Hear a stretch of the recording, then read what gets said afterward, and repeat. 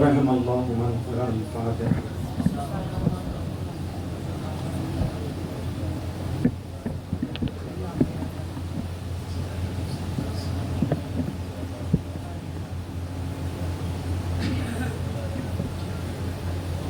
لا حول ولا قوة إلا بالله العلي العظيم. أعوذ بالله من الشيطان الرجيم. بسم الله الرحمن الرحيم. الحمد لله رب العالمين،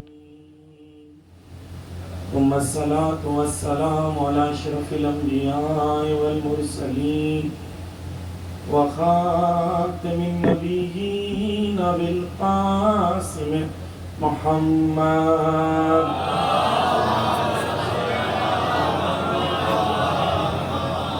وعلى أهل بيت الطيبين الطاهرين المظلومين المعصومين، ولعن الله على أعدائهم أجمعين.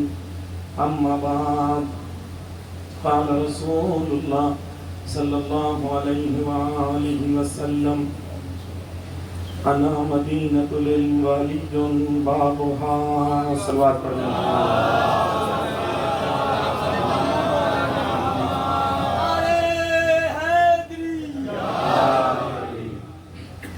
ماشاءاللہ بذوق مجمع ہے الحمدللہ. لیکن شروعات میں میں یہ بات بتا دوں کہ نہ میرا انداز اس طریقے کا ہے کہ آپ کا یہ جوش و خروش جاری رہے، اور اگر یہ امید بھی ہو کہ یہ جاری رہے گا تو شاید میں آپ سب کو ڈس اپوائنٹ کر دوں. توجہ سے سنیے، میں کوشش کروں آپ کے سامنے اہل بیت کے علوم کو پہنچا سکوں. مولا کائنات کہتے ہیں نہج البلاغہ میں سب سے بہترین علم وہ ہے جو انسان کو فائدہ پہنچائے، اور اس علم سے بچو جو تمہیں فائدہ نہیں پہنچائے. تو مجلس کے بعد ہمیں اپنے آپ سے سوال کرنا ہوگا کہ مجھے اس دنیا اور آخرت میں اس مجلس سے کیا ملا. یہ اصل ہمارا محور ہوگا گفتگو. عزیزان گرامی، محرم کا مہینہ تقریباً ختم تھا. ہم نے 10 دن گزارے، مجلسیں ہوئی، عزاداری ہوئی. محرم گزرنے کے بعد ہمارے اندر کیسا احساس ہے؟ ہم نے عزاداری کیوں کی اور عزاداری سے ہم نے کیا حاصل کیا؟ یہ اصل سوال. ہم عزاداری کیوں کرتے ہیں؟ اس لیے کیونکہ امام حسین علیہ السلام کربلا میں پیاسے شہید ہوئے، لیکن آخری لمحے پہ امام حسین علیہ السلام حل من ناصر ینصرنا کہتے ہیں. امام نے کہا ہے کوئی میری مدد کرنے والا، لیکن کوئی مدد کرنے امام کے لیے نہیں. سوال یہ ہے کہ امام حسین علیہ السلام کی مدد کرنے لوگ کیوں نہیں آئے؟ کوفہ میں 17,000 لوگوں نے خط لکھا. جب مسلم آئے تو 17,000 لوگوں نے بیعت کی. جب لگ رہا تھا امام حسین حکومت بنائیں گے، پاور ملے گا، پوزیشن ملے گی، امام حسین سے کچھ ملے گا، مسلم سے کچھ ملے گا، تو 17,000 تھے. لیکن جب جان دینے کی بات آئی تو مسلم کربلا میں، مسلم کوفہ میں تنہا رہے. سوال کیوں تنہا رہے؟ امام حسین کیوں تنہا رہے گا؟ مسلم کیوں تنہا رہے؟ توجہ کریں. مولا کائنات نہج البلاغہ میں کہتے ہیں کہ میں نے اپنے اطراف میں دیکھا تو مجھے میرے اہل بیت کے سوا کوئی حامی نظر نہیں آیا. سوال کیوں نہیں آئے لوگ امام علی کا ساتھ دینے کے؟ یہ سوال. ساتویں امام ہمارے امام موسیٰ کاظم علیہ السلام، توجہ کریں، ان کی لاشیں کو پل پر رکھ دیا، بیڑیوں اور ہتھکڑیوں میں 3 دن تک لاشیں پل پر پڑا رہا، لیکن کوئی مدد کے لیے نہیں۔ لیکن جب حکومت نے کہا کہ دفنا دو تو کئی ہزار لوگ آئے دفنانے، کیوں؟ سوال یہ ہے کہ 11 امام موجود تھے، خدا نے 11 نور کو بھیجا، 11 کے 11 شہید ہوئے، خدا نے 12 کو غیبت کیا، کیوں؟ اس لیے کیونکہ 11 زندہ تھے، حیات تھے، آپ کے درمیان تھے، آپ میں وہ قابلیت پیدا نہیں ہوئی کہ آپ امام کا دفاع کر سکیں، اس لیے خدا نے 12 کو غیبت میں رکھ لیا تاکہ تم اس لائق ہو جاؤ کہ امام آئیں گے تو تم انہیں دفاع کر سکو۔ 11 زندہ تھے، شہید ہو گئے سب۔ عزیزان گرامی، میں ایک طالب علم، مولانا ایک چھوٹا سا طالب علم، میں اپنے آپ سے یہ سوال کروں، کیا میں نے اپنی نفس کو ایسے تربیت کی ہے کہ ایک سوال پڑھتے شاید مولانا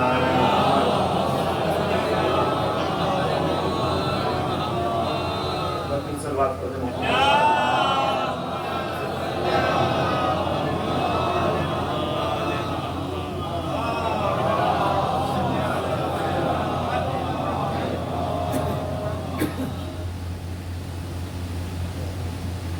کیا میں نے اپنی نفس کی ایسی تربیت کی ہے کہ اگر میرا امام آج آواز دے گا حل من ناصر ینصرنا، تو میں امام کے لیے تیار ہو کے امام کے لشکر تک پہنچ جاؤں؟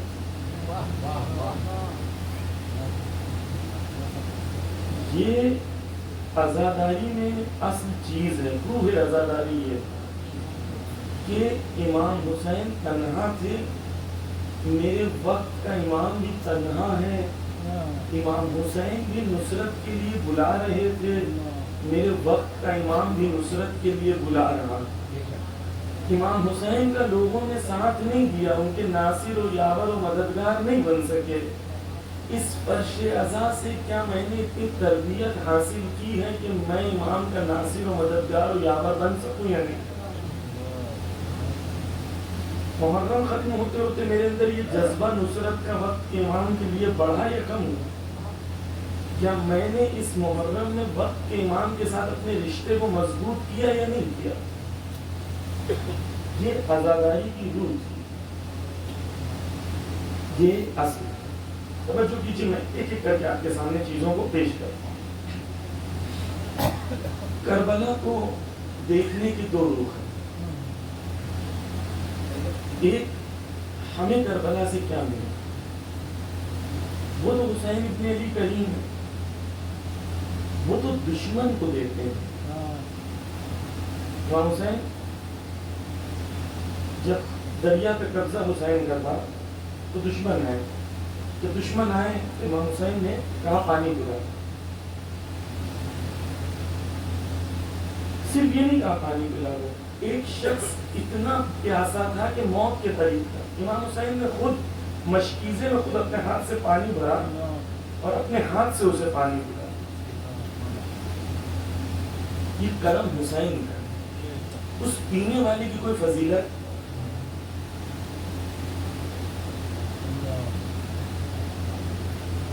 توجہ کیجیے، جو امام حسین کے پاس کربلا پہنچا اور امام حسین کا ساتھی بنا، ان میں سے ایک بھی شخص یہ تمنا کرتے ہوئے نہیں نظر آیا کہ حسین مجھے کچھ چاہیے۔ کربلا میں پہنچے وہ جو یہ سوال کر رہے تھے، حسین آپ کو کیا چاہیے؟ توجہ کیجیے، میں آپ بھی نہیں اس طریقے سے واہ واہ جو ہے معذرت کے ساتھ جو ہے ہم ریفلیکشن کی موڈ میں رہیں، جب میں کوئی چیز پڑھ رہا ہوں تو میں خود اپنے آپ سے سوال کروں کیا میرے اندر یہ ہے یا نہیں. بابا کہہ کے ہم لوگوں کو لگتا ہے ہم اپنی ذمہ داری ادا کر دیں. ہمیں ریفلیکشن کرنا ہے, اپنے اندر سوال کرنا ہے کہ میرے اندر یہ ہے یا نہیں. میں نے حسین ابن علی سے کون سا رشتہ بنایا؟ دیکھیں توجہ کیجیے. امام حسین جنت عطا کریں گے انشاءاللہ, ہم سب کو عطا کریں. لیکن نافع بن ہلال نے جو صحابی امام تھے, شب عاشور کی رات کو امام حسین نے جنت دکھا دی اور جنت کے مقامات بھی دکھا دیے. اور یہ لوگ یہ بھی جانتے تھے کہ امام حسین علیہ السلام سچے ہیں, صادق ہیں. نافع کا ہاتھ پکڑ کے امام, نافع کا ہاتھ پکڑ کے, تھوڑی سی آواز بڑھا دے, میں ایسی آہستہ ہی گفتگو کروں گا کیونکہ عادت نہیں ہوتی ہے مائک والوں کو کہ مولانا آہستہ بات کریں گے تو ہمیشہ ہو جائے, ہمیشہ ہائی پہ سلو پہ رکھتے ہیں. آپ تھوڑا سا ہائی کر دیں اس کو, والیوم کو, ایک صلوات پڑھ دیں محمد وآل محمد. آواز آ رہی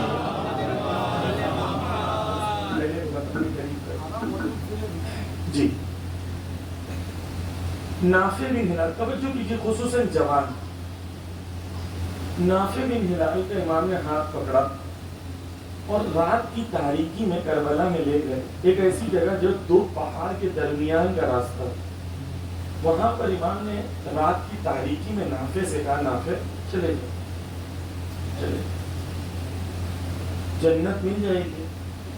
حسین خود بول گئے چلے جاؤ, اس سے بڑا بہانہ کیا ملے گا. حسین ابن علی کو نے کہا رات کی تاریکی کی وجہ سے تمہیں شرم نہیں آئے گی, میرا چہرہ نہیں دیکھنا ہے تمہیں, اندھیرا ہے, چلے جاؤ. نافع نے جو جواب دیا ہے نا, وہ ایک صحابی, ایک امام کے چاہنے والے اور وقت کے امام کے چاہنے والے کا جواب یہ ہونا چاہیے. توجہ. نافع کیا کہتے ہیں؟ پہلے تو کہتے ہیں مجھے جانور کھا جائے اگر میں آپ کو چھوڑ کے چلا گیا. پھر نافع کہتے ہیں کہ اگر میں چلا بھی گیا تو روز قیامت رسول خدا کو کیا چہرہ دکھاؤں گا جب جنت میں دیکھوں کہ تمہارا نواسا مجھے پکارتا رہا لیکن میں انہیں چھوڑ کے چلا گیا. اگر مجھے جنت مل بھی جائے اور روز قیامت امام زمانہ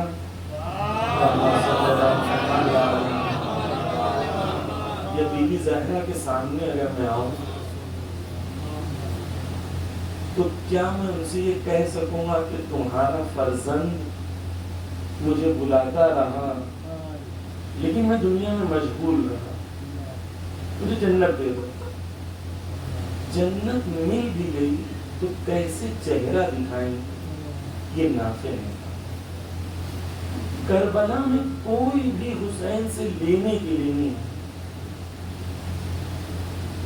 کرم ان کا ہے کہ وہ دیں گے, لیکن ہم کربلا سے کیسا رشتہ رکھتے وہ ہیں. کربلا میں آئے وہ تھے جو شب عاشور, شب عاشور کون سی رات؟ شب عاشور ایک رات ہے جس میں ہر ماں اپنے بچے کو تیار کر رہی ہے کہ کل تجھے وقت کے امام پر اپنی جان دینی.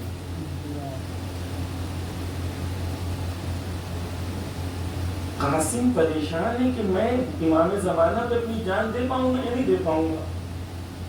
حضرت عباس کو ایک صحابی کہتے ہیں زہیر, تمہارے بابا نے کہا تھا کہ تم کربلا کے لیے تمہیں دعا کی تھی کہ تمہاری ولادت ہو. حضرت عباس پلٹ کے کہتے ہیں مجھے جوش دلا رہے ہو.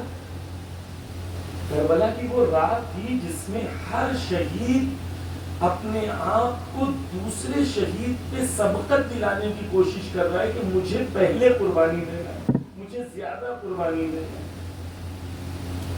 کربلا پہنچے ہی نہیں وہ لوگ جو لوگ کچھ چاہتے تھے.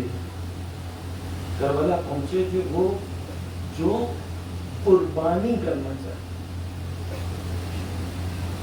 ہم کربلا کیوں مناتے؟ حسین پر قربان ہونے کے لیے. جذبہ شہادت ہمارے اندر ایجاد ہوئی. ہم نے ہمیشہ سنا کہ حضرت قاسم نے کہا میرے لیے موت شہد سے زیادہ شیریں ہے. پہلا مینار سے حضرت علی اکبر نے کہا میں اگر حق پر بابا اگر ہم حق پر موت ہم پر گر پڑے یا ہم موت پر گر پڑے فرق نہیں پڑتا. مولا علی کہتے ہیں میں موت کو جنگوں میں ڈھونڈتا تھا. امام حسین کہتے ہیں میں موت سے ایسے محبت کرتا ہوں جیسے ایک جوان لڑکی اپنے گردن بند سے محبت کرتی ہے یا ایک چھوٹا بچہ اپنی ماں کے شیر سے محبت کرتا ہے. کہ میں نے موت سے ایسی محبت کی کبھی.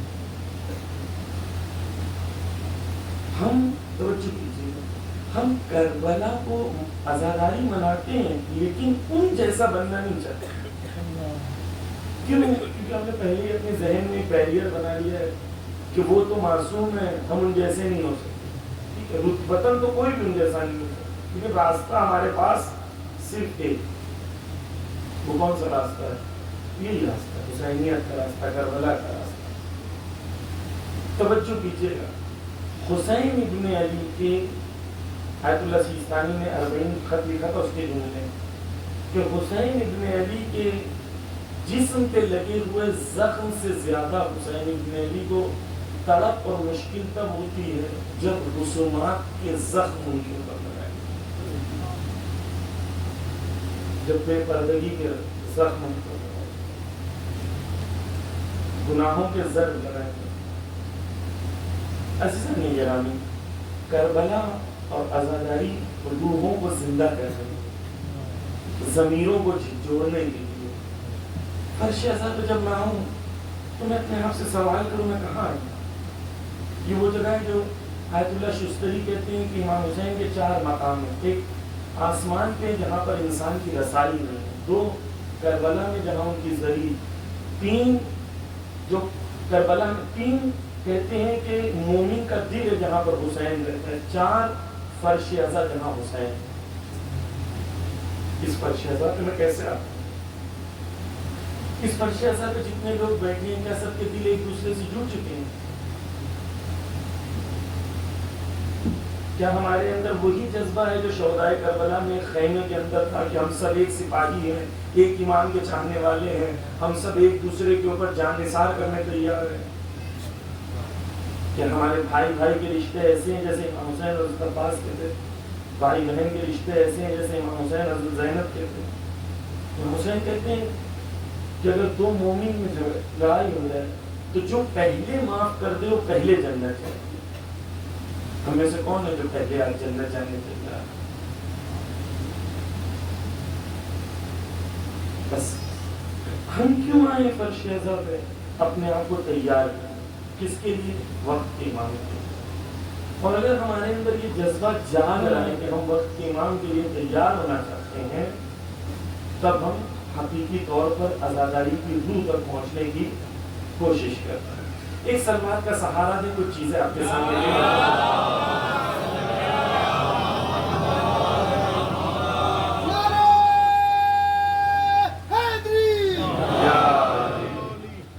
توجہ کریں.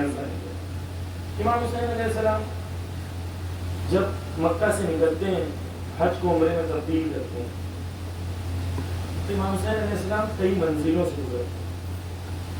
پہلے وہ صفا نام کی ایک جگہ جاتے ہیں, پھر ذات العرق جاتے ہیں, پھر بطن رمہ جاتے ہیں, پھر سرود نام کی ایک جگہ پر قیام کرتے ہیں, پھر ایک زبالہ نام کی جگہ پر امام قیام کرتے ہیں.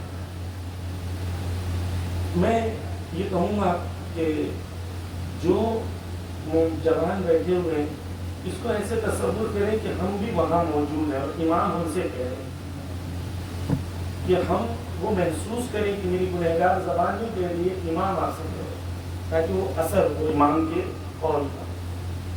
توجہ کیجیے جب امام وہاں پہنچتے ہیں تو امام کو پتہ چلتا ہے کہ مسلم شہید ہو. مسلم شہید ہو.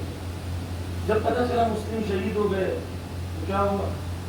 امام نے رات کو جتنے صحابی تھے, جتنے اس وقت لوگ موجود تھے, ان کو سب کو بلایا اور کہا کہ مجھے خبر مل گئی ہے کہ مسلم شہید ہو گئے.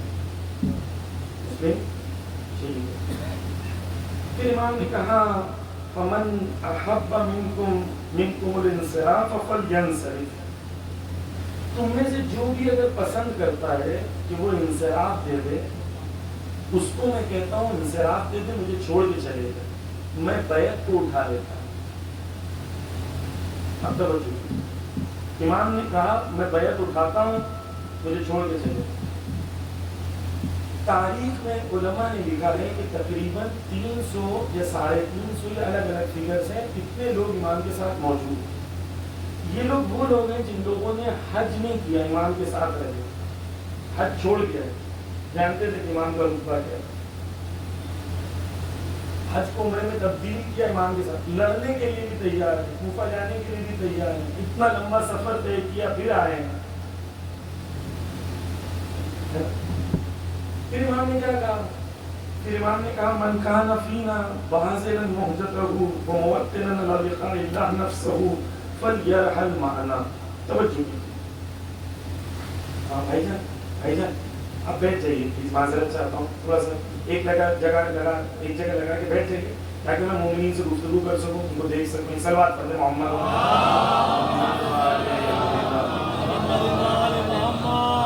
توجہ کیجیے، امام نے کیا کہا؟ امام نے کہا کل میرے ساتھ وہ چلے، رات کا ماحول ہے، خیمہ ہے، خیمے میں 300 350 لوگ ہیں، رات کا وقت ہے، سوچیں کہ میں اور آپ بھی اس خیمے میں موجود، اور امام مجھ سے بھی کہہ رہے ہیں، کیا کہہ رہے ہیں؟ امام کہہ رہے ہیں کل مجھے چلنا ہے، میرے ساتھ وہ چلے جس کے اندر دو چیز ہوں گی، ایک جو اپنے موہجت کو خدا کی راہ میں قربان کرنا چاہتا ہے، موہجت کیا ہوتا ہے میں بھی ایکسپلین کروں گا، ایک دوسرا وہ میرے ساتھ چلے جو اللہ سے ملاقات کے لیے تیار ہے، جو اتنا پاکیزہ ہے کہ اس نے اپنے آپ کو اللہ سے ملاقات کے لیے، یعنی شہادت کے لیے تیار کیا۔ اب توجہ کریں موہجت کسے کہتے ہیں؟ امام کہہ رہے میرے ساتھ کل وہ چلے جو موہجت کو خدا کی راہ میں دینا۔ موہجت کسے کہتے ہیں؟ کہتے ہیں کسی جانور کو یا کسی انسان کو قتل کر دیں تو اس کے رگوں سے خون نکلتا ہے، جیسے رگوں سے خون نکلتا ہے تو اس کا ہارٹ جو ہوتا ہے وہ بلڈ کو پمپ کرتا ہے زیادہ، جو ڈاکٹرز ہیں وہ تائید کریں، ہارٹ جو ہے وہ بلڈ کو پمپ کرتا ہے، پھر وہ خون نکلتا ہے، پھر وہ شخص مر جاتا ہے، خون کی کمی کی وجہ سے مر جاتا ہے، لیکن بہت دیر تک اس کے جسم سے پھر بھی خون نکلتا رہتا ہے۔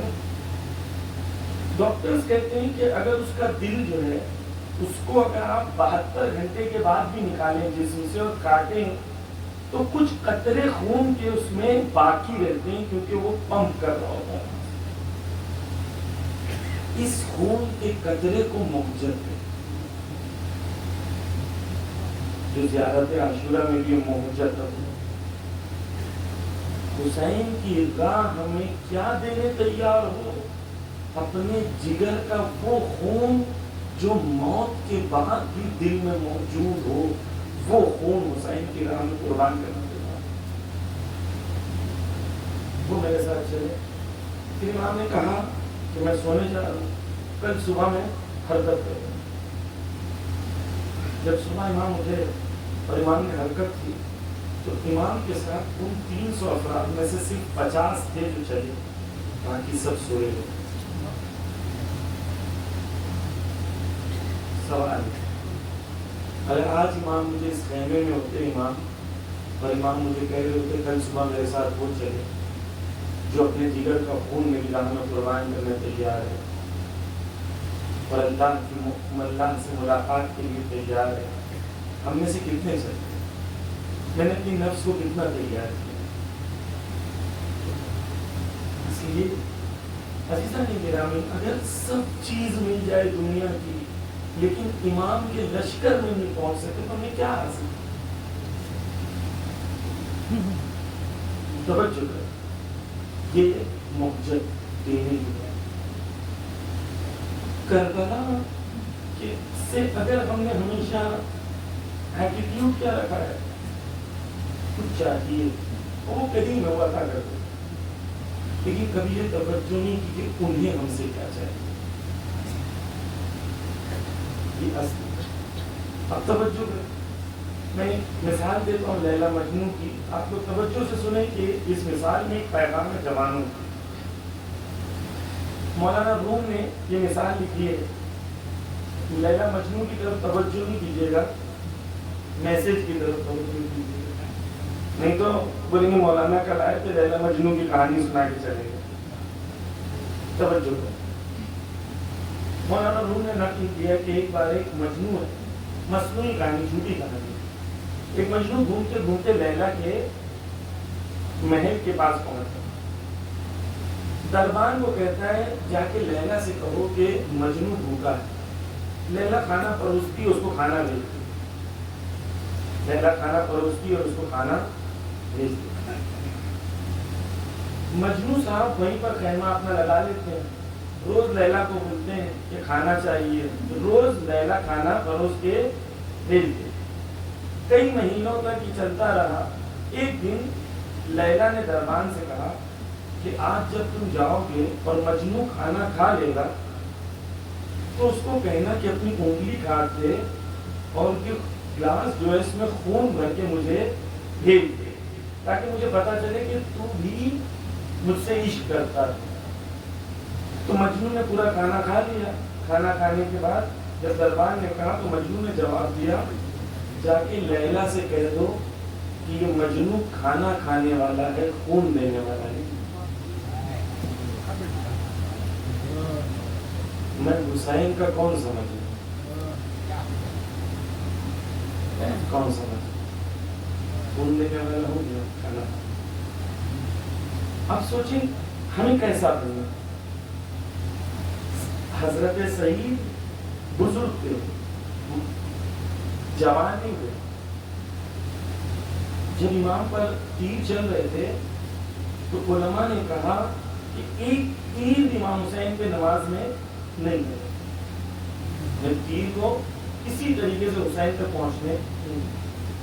ایک عالم دین تھے، انہوں نے دعا کی، خدایا کاش میں کربلا میں ہوتا، میں کاش امام حسین کے ساتھ کربلا میں ہوتا۔ تو ان کو عالم شہود میں کربلا پہنچ گئے، کربلا میں دیکھا تو انہوں نے دیکھا کہ جیسے تیر چلا امام حسین کے سامنے کھڑے تھے، جیسے تیر نزدیک آیا تو وہ جھک گئے۔ اپنی نفس کو اتنا تیار نہیں کر پائے تھے کہ تیر لے لے اور حسین کو بچا لے۔ جب اٹھے تو بہت ہوئے، میں اپنی نفس کو اتنا تیار کر پایا ہوں۔ حضرت سعید تیر امام تک پہنچنے نہیں ہوئے، بزرگ ہیں، ضعیف ہیں، کمزور ہیں۔ جب امام حسین نے سلام پڑھا اور اللہ اکبر کہا، سعید نے کیا کیا؟ سعید گر گیا، کھڑے نہیں رہتا، سنبھل نہیں پایا، سعید زمین پر۔ امام حسین نے سعید کو اپنے زانوں پر سعید کا سر، سعید نے امام حسین کو دیکھا، آنکھیں کھولی، کاش خدا میری موت نصیب کرے کہ میں شہادت کی موت ہو اور امام کے زانوں پر ہمارا سر اترا ہو شہید انشاءاللہ۔ سعید نے امام کو دیکھا، امام کو دیکھ کے سعید نے کیا کہا؟ سعید نے کہا، الرزیدہ یا ابا عبداللہ، حل وفیتہ یا ابا عبداللہ۔ سعید کہتے ہیں، مولا کیا آپ مجھ سے راضی ہو؟ مولا کیا میں نے وفا پوری کی یا نہیں کی؟ کب کہہ رہے سے اپنے موجد کو خدا کی راہ میں قربان کرنے کے بعد حسین سے پوچھ رہے ہیں، مولا راضی ہو؟ یہ عاشقوں کی جگہ ہے کربلا، سوداگروں کی جگہ ہے۔ مولا یہ دو تو یہ دوں گا، یہ دو میں یہ کروں گا تو مجھے یہ دینا، وہ کروں، یہ سوداگروں کی جگہ نہیں ہے کربلا، عاشقوں کی جگہ۔ سعید نے کھول کے یہ نہیں پوچھا مولا جنت ملے گی، مولا یہ ملے گا۔ ایک چیز کاش ہمارے جوان سمجھ جائیں، خدا میں توفیق ہے کہ زندگی کا مقصد یہ ہے کہ ایسی موت آئے کہ مرتے وقت ہمارے سے امام زمانہ راضی،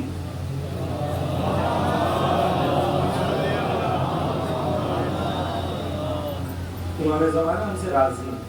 یہ اصل ہے.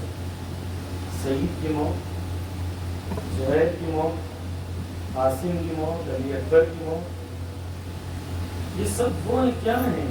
ہم صرف مظلومیت دیکھ رہے ہیں کہ شوق سے شہادت پہ جام کو نوش کر رہے ہیں، کیونکہ آئندہ آنے والی نسلوں کو سکھانا ہے کہ کیسے حسین پر قربان ہو رہے. ایک مثال اس زمانے کی بھی دے دوں تاکہ ہمارے زمانوں کے لیے کلیئر ہو جائے. ایسا نہیں لگی جو اس زمانے میں شہید محسن حجتی کا نام آپ لوگوں نے سنا ہو، یوٹیوب پہ ویڈیوز بھی آتے ہی، ایران کے شہید ہیں. کیسے بنے شہید محسن حجتی؟ توجہ کیجیے اور اپنی عزاداری میں یہ چیز لانے کی کوشش کریں جو شہید حجتی بناتی ہے. شہید حجتی اصفہان سے تقریباً 50 کلومیٹر دور نجیب آباد میں، وہ 50 کلومیٹر سفر کر کے آتے تھے اصفہان. اور جب اصفہان آتے تھے تو اصفہان میں جو مجلس کے بانی تھے ان سے انہوں نے کہا کہ دیکھو میں یہاں خدمت کرنا چاہتا ہوں، لیکن جب خدمت کرنا چاہتا ہوں میری 2 شرطیں ہیں، 2 چیز میں چاہتا ہوں. پوچھا کیا؟ کہا ایک مجھے ایسا کام دو جس میں میں لوگوں کے سامنے نہ ہوں، دکھاوا نہ ہو سکے.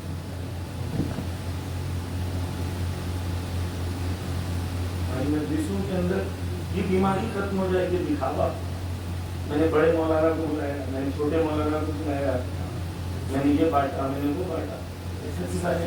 کیا ملے گا وہ قیامت میں؟ حدیث ہے، امام کہتے ہیں کہ خدا کہتا ہے کہ وہ لوگ جو دنیا کو دکھانے کے لیے عمل کرتے ہیں جب روز قیامت خدا کے سامنے پہنچیں گے اور کہیں گے کہ میں نے یہ عمل کیا تھا، تو خدا کہے گا چاہے اس سے لے لے کیونکہ اس کو دکھانے کے لیے تم نے کیا.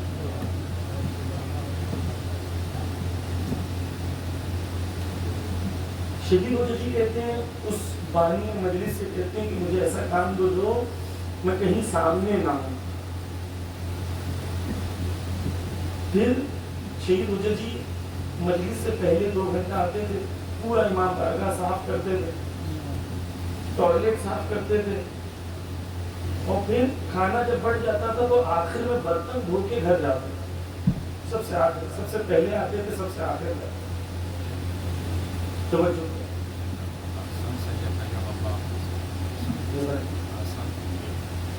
توجہ کیا ہوا؟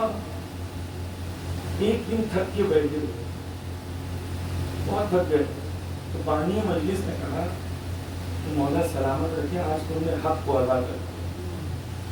اس نے ہاتھ جوڑ کے کہا جس دن یہ سر حسین کی راہ میں دے دوں گا نا، اس دن بھی حسین کا حق ادا نہیں کر سکتا. عشق حسین جب ان کی شہادت ہوتی ہے، یہ آج کے شہید ہیں نا سوشل میڈیا کے زمانے کے، وہ جو جوان آج ہمارے جو آپ کے چیلنجز ہیں وہی شہید حجتی کے بھی چیلنجز ہیں. جو ویب سیریز آپ کو بہکا رہی ہے انہیں بھی بہکا رہی ہے. جو نامحرم ریلیشنز کے ساتھ آپ کو شیطان بہکانا چاہتا ہے وہ ان کو بھی بہکانا چاہتا ہے، لیکن وہ اپنی نفس کو بیان کروں گا کیسے تیار ہے. شہید حجتی کی جب موت ہوئی تو ان کی بیوی انٹرویو دیتی ہے، سبھی میڈیا پر بھی اور دوسری جگہ بھی شاید ہوگا. ان کی بیوی کہتی ہے آپ جانتے ہو کہ جب شہید حجتی شہید ہوئے تھے تو ان کے ہونٹ سوکھے ہوئے. ویڈیو دیکھے، ہونٹ سوکھے ہوئے. کہتی جانتے ہو کیوں سوکھے ہوئے؟ اس لیے کیونکہ بچپن سے ان کی تمنا تھی کہ میں حسین کی طرح پیاسا شہید تمنا ہے حسین کی طرف ایسا شہید ہو. ابھی ہم نے حسین سے ایسی محبت کی. پھر وہ کہتی آپ جانتے ہو جب ان کا داعش گلا کاٹتا تھا ملعون تو یہ مسکرا رہے تھے. کہتی آپ جانتے ہو کیوں مسکرا رہے تھے؟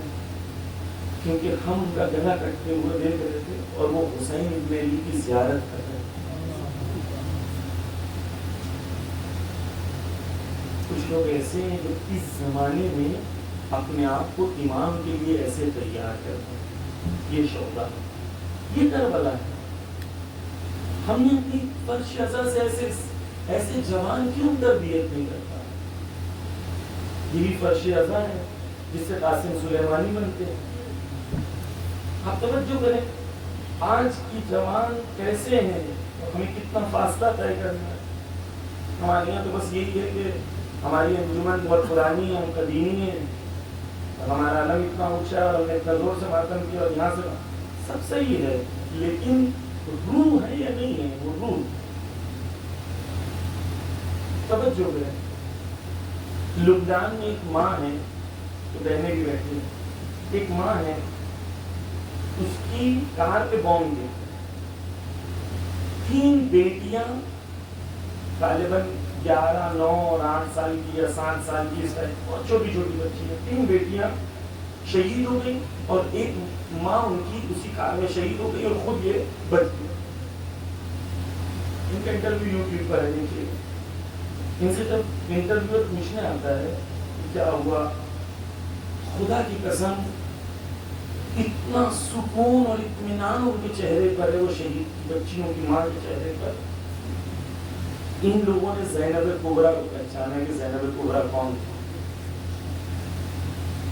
وہ کہتی ہیں کہ میں اپنے چھوٹے چھوٹے بچوں کو جب رات کو سلاتی تھی تو حضرت ابراہیم کا واقعہ سناتی تھی, اور انہیں ابراہیم کی داستان بہت پسند تھی. ابراہیم کی داستان بہت پسند تھی.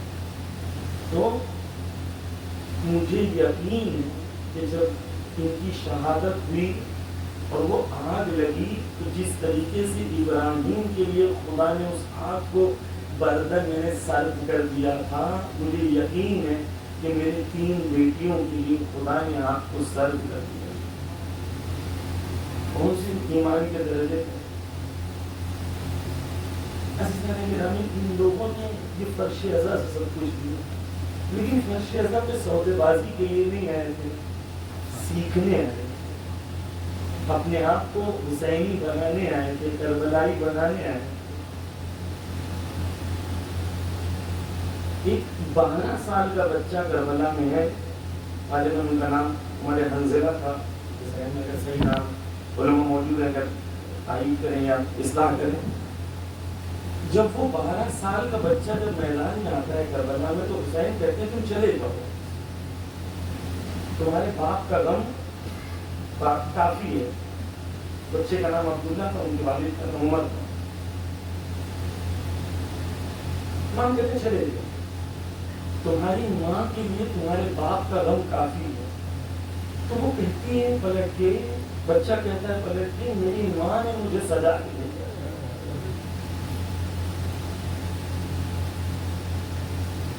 توجہ کیجیے گا, میں بالکل ذمہ داری کے ساتھ علماء موجود ہیں, انشاءاللہ تائید کریں گے, اصلاح فرمائیں گے. توجہ پوری ذمہ داری کے ساتھ کریں. جو شاعر شاعری میں اپنے احساسات کو حضرت زینب سے منسوخ کر دیتے ہیں, انہیں سوچنا چاہیے کہ مقتل پڑھیں کہ حضرت زینب کا مقام کیا تھا, ان کی سوچ کیا تھی, ان کی فکر کیا تھی.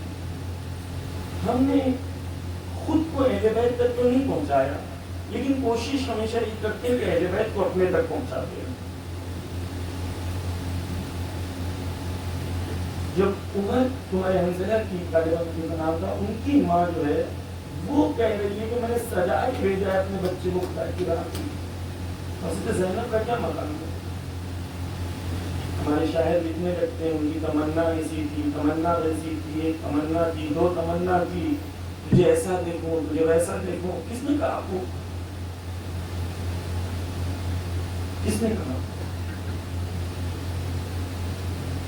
اپنی جیسی ماں سمجھیے زینب.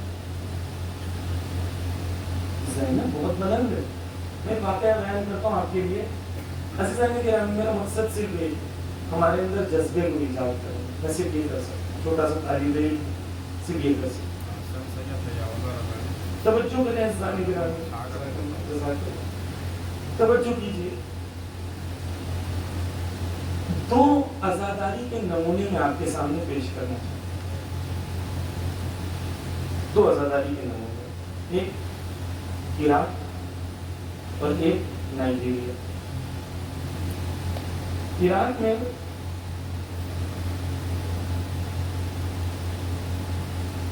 شہید बाबर सदर को सद्दाम ने मार दिया और उनकी बहन को भी मार दिया नजफ। ये जो कौम साल हर साल आजादारी करती रही, इनमें से कोई बाहर नहीं आया अपने लीडर को बचाने के लिए। कैसे मुमकिन है कि नजफ की आबादी इतनी बड़ी है, तुम्हारे लीडर को पकड़ लिया जाए और सिर्फ कोई पकड़ा जाए, कोई मारा ही नहीं जाए? क्योंकि रस में आजादारी पहुंची थी, रूह में आजादारी नहीं। नाइजीरिया में ताजे शिया, अलग अलग फिगर से कुछ कहते हैं 2 करोड़ शिया, कुछ कहते हैं 1 करोड़, जितने भी शिया, बहुत शिया हो ताजे। जब शेख ज़क़ज़की पे मिलिट्री ने हमला किया तो 1000 नाइजीरियन शहीद हो गए। कई घंटे तक लड़ते रहे, उसके बाद जाके वहां पहुंचे वो, लेकिन अपने लीडर को बचा लिया। 1000 मर गए, 1000 शहीद। क्योंकि इन्होंने रस्मों से आजादारी नहीं सीखी थी, हुसैन से आजादारी सीखी। उन्हें पता था शहादत बहुत बड़ी शहादत है, खड़े रहे मैदान में, डटे रहे, मुकाबला किया। 2000 एक जो आपको जज्बा देती है मुकाबले का, शहादत का, जालिम के सामने न झुकने का, न डरने का, हक की राह में खड़े रहने का, जालिम की आंखों में आंखें डाल के कहने का। एक ही आजादारी, मुझे रस्म मनाने दो, हमारे रोड साफ कर दो, हमें लाइट लगा दो, बस हमें कुछ नहीं कहना, हमें कोई जालिम मजलूम से कोई लेना देना, हमें छोड़। रूह आजादारी हम तक नहीं। तवज्जो करें, मैं आपके सामने एक और मिसाल देता हूं, सलवात का सहारा दे मोहम्मद।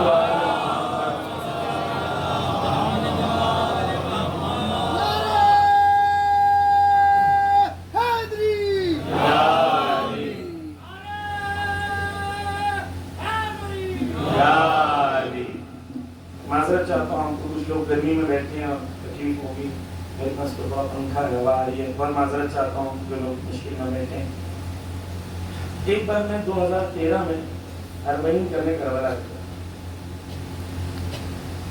2014 में 13 में दाइश ने कहा था कि हम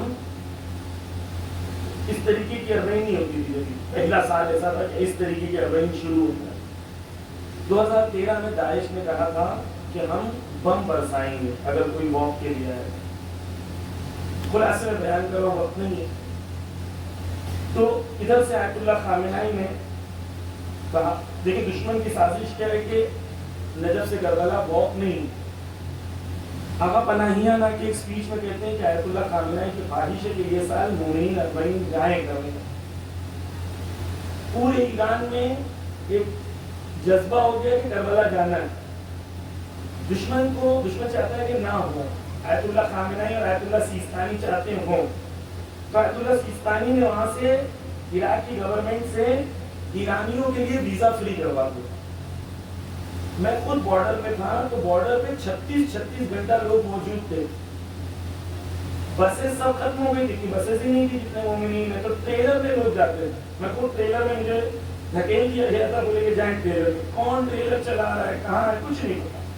एक गांव में गए, गांव में सब उतरे तो पूरा गांव वेलकम के लिए खड़ा हुआ।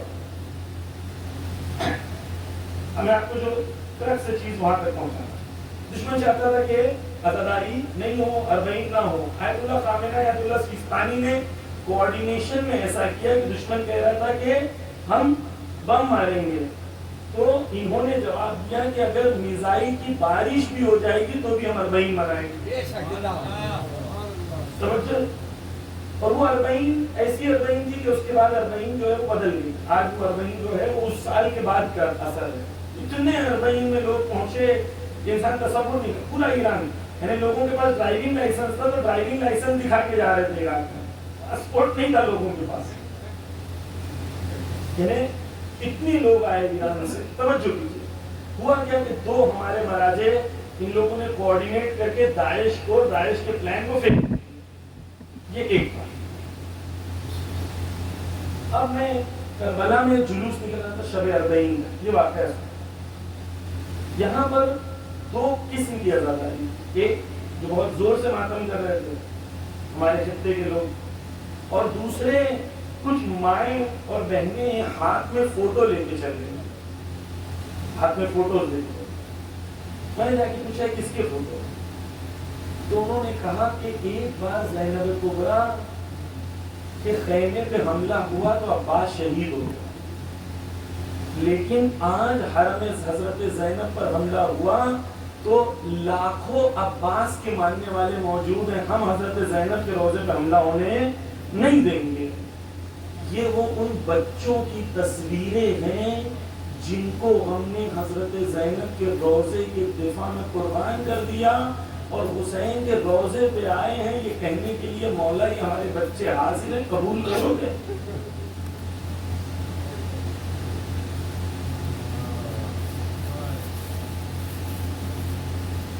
یہ وہ لوگ ہیں جنہوں نے اپنے آپ کو آج کی کربلا میں دیکھا ہے۔ آج ہمارے جوانوں میں پاکیزگی کا جذبہ ہے، ہمارے جوان تیار ہونا چاہتے ہیں۔ آپ ایسی ممبر بنائیں، ایسی مجلس سے رکھیں کہ ہمارے جوان پاکیزگی کی طرف بڑھے، امام زمانہ کی طرف بڑھے۔ سنیں گے واقعات جو یہ ہلانے کے لیے روحوں کو، نبی تاریخ کے بھی واقعات پڑھوں، لیکن آج کے واقعات ہمیں بتاتے ہیں کہ یہ کر سکتے ہیں تو ہم بھی تو کر سکتے ہیں۔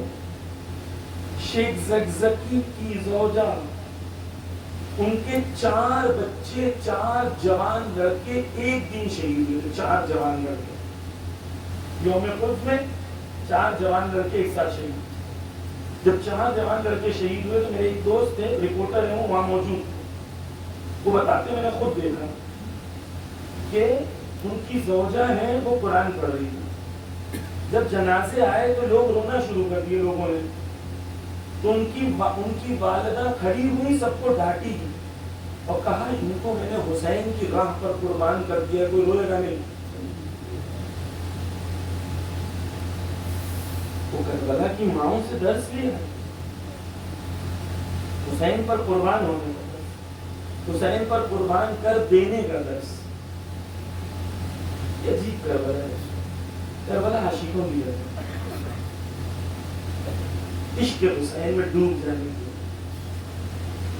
بس مجلس کا پہلا عنوان میں آپ کے سامنے یہاں تک پیش کیا، دوسرے حصے میں 2 حصوں میں گفتگو کروں گا۔ پہلا حصہ یہ ہے جوانوں، آج کی کربلا میں زندہ رہو، خود کو حسینی بناؤ۔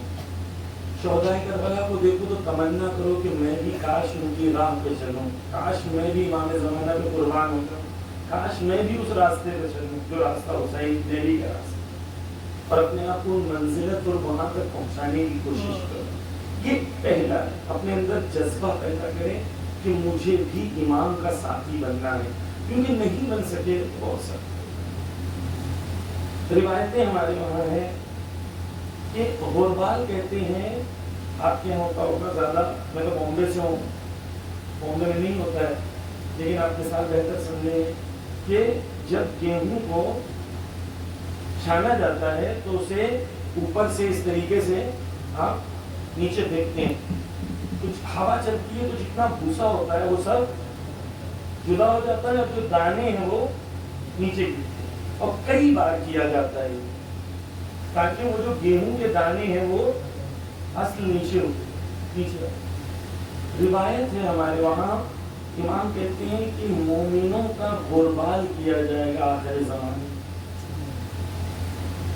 چھانا جائے گا، جو پکے دانے ہوں گے وہ امام زمانے تک پہنچ پائیں گے، اور ایک بار نہیں کئی بار غربال کیا جائے گا۔ ہم کیوں اپنے آپ کو ایک سیٹسفیکٹری موڈ میں پہنچا چکے ہیں کہ نہیں ہم تو ایوری تھنگ از کول، ہم تو ٹھیک ہے، ہم امام کے رشتے میں چلے جائیں گے۔ صفت پیدا کرنا، امام بہت کریم ہے، ایسا نہیں کہ کوئی گنہگار جوان یہاں بیٹھا ہے اس کو شیطان کہہ رہا ہوگا کہ نہیں کربلا میرے لیے نہیں ہے اور یہ تو بہت بڑی بڑی باتیں نہیں ہیں۔ آپ کے آپ یہاں آئے نہیں ہیں، حسین ابن علی نے آپ کو بلایا۔ دیکھیں گنہگار تو حور بھی بہت تھے، اس سے بڑا کیا گناہ ہوگا کہ پیاسا رکھا ہے اہل حرم کو، بچوں کی التش کی صدائیں حور کی وجہ سے تھیں، لیکن جب حور آئے تو حسین نے ہاتھوں کو پھیلا کے کہا میرا مہمان آیا. تو جو گنہگار بیٹھا ہے سوچ رہا ہے میں نے بہت گناہ کیا ہوں میں کیسے جاؤں. حسین کہہ رہے نہیں کربلا صرف پاک لوگوں کے لیے نہیں ہے, کربلا تم جیسے لوگوں کے لیے بھی ہے. کربلا اس مسیح کے لیے, اس کرسچن کے لیے بھی ہے جو چند دن کا مسلمان ہے. کربلا اس زہیر ابن قین کے لیے بھی ہے جو چند دن پہلے تک عثمانی تھا. کچھ روایتوں کے مطابق مولا علی کے خلاف ایک جنگ میں لڑا بھی ہے زہیر. چند دن پہلے وہ شیعہ بھی نہیں تھا. میں زہیر کا واقعہ پڑھتا ہوں انشاءاللہ ہمارے جوانوں کی روحوں کے لیے, انشاءاللہ ان کو اس پر ان کا اثر انشاءاللہ ان کی روحوں پر. وہ ایک صلوات پڑھتے محمد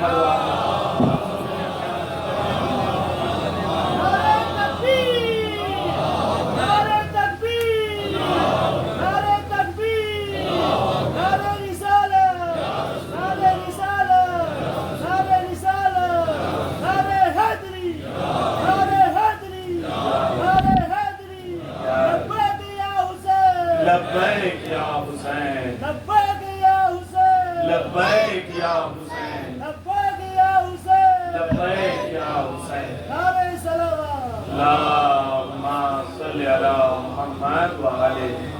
حضرات گرامی, زہیر کچھ دن تک پہلے عثمانی تھے, یعنی وہ مانتے تھے کہ مولا علی نے عثمان کا قتل کیا ہے اور غلط. امام حسین کا قافلہ اور زہیر کا قافلہ جو ہے آگے پیچھے چل رہا تھا. زہیر نے چاہا کہ امام حسین کا سامنا نہ ہو, لیکن ایک جگہ ایسی آ جاتی ہے کہ جب زہیر کا قافلہ اور امام حسین کا قافلہ آمنے سامنے آتے ہیں تو زہیر کے پاس دق الباب ہوتا ہے اور زہیر اس وقت کھانا کھا رہا ہے. تو زہیر کا لقمہ ایسے, روایت میں لکھا ہے کہ زہیر نے لقمہ ایسے ہاتھوں میں رکھا. کسی نے کہا کہ حسین کی طرف سے قاصد آیا. تو روایت میں ہے کہ زہیر ایسا ہو گیا جیسے زہیر کے سر پہ کوئی پرندہ بیٹھا ہوا. زہیر ہلا نہیں. زہیر کی بیوی جنتی بیوی. کچھ بیویاں ایسی ہیں جو لوگوں کو جنت لے جائیں گی, کچھ بیویاں ایسی ہیں جو گھر کو لے جائیں گی. زہیر کی بیوی زہیر سے کہتی ہے کہ جا چلا جا, سوچ کیا رہا ہے, سیدہ کے لال نے تجھے بلایا ہے اور تو ابھی بھی سوچ رہا ہے کہ میں جاؤں یا نہیں جاؤں. جان سن لے بات, اگر اچھی نہ لگے تو بات قبول نہ کرنا. جانتی تھی کہ زہیر جب سن لیں گے تو جنتی ہو جائیں گے. روایت میں یہ نہیں لکھا, توجہ کیجیے خاص کر کے جوان, روایت میں یہ نہیں لکھا کہ زہیر کی امام حسین سے بات کیا ہوئی, لیکن روایت میں یہ لکھا ہے کہ چند لمحہ زہیر حسین کے ساتھ ملے. زہیر جب گئے تھے تو اضطراب کی منزل میں تھے, سٹریس تھے. جب پلٹ کے آئے تو مسکراتے ہوئے پلٹ کے آئے. ایک ملاقات, ایک زیارت انسان کو کہاں سے کہاں پہنچا رہی ہے. ایک مجلس جو دل سے سنی جائے وہ انسان کو زہیر اور حر بنا دیتی ہے. زہیر پلٹ کیا ہے, اور جب پلٹ کیا ہے زہیر طلاق کیا بیوی کو, دولت دے دی پوری. زہیر کی پوزیشن ایسی چینج ہوتی ہے کہ کل عثمانی تھے اور جیسے امام حسین کے خیمے میں آئے تو رائٹ ونگ کے کمانڈر بنے. پورا رائٹ ونگ زہیر کے پاس ہے. ہو سکتا ہے کہ کل کو کوئی ایک گنہگار جسے لوگ کہتے ہوں گے بڑا گنہگار ہے, وہ تسبیح پڑھنے والوں سے بہت آگے نکل جائے. تسبیح پڑھنے والے استخارے میں رہ جائیں گے اور وہ جام شہادت نوش کرنے کا,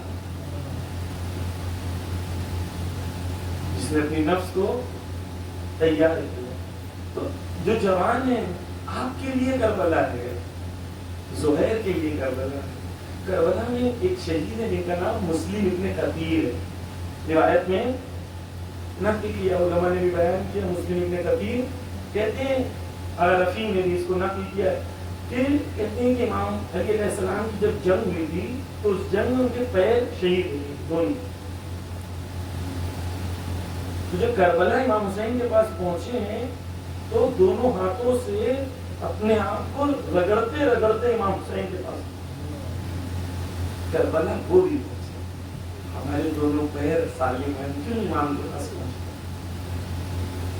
ایک کربلا میں شہید پہنچا شام غریبہ کو، جب اسے پتا چلا بصرہ سے چلا شام غریبہ میں بصرہ کے بعد جب دیکھا اس نے شام غریبہ میں جلائے جا رہے ہیں تو اس نے حملہ کیا اور وہاں شہید ہو گیا.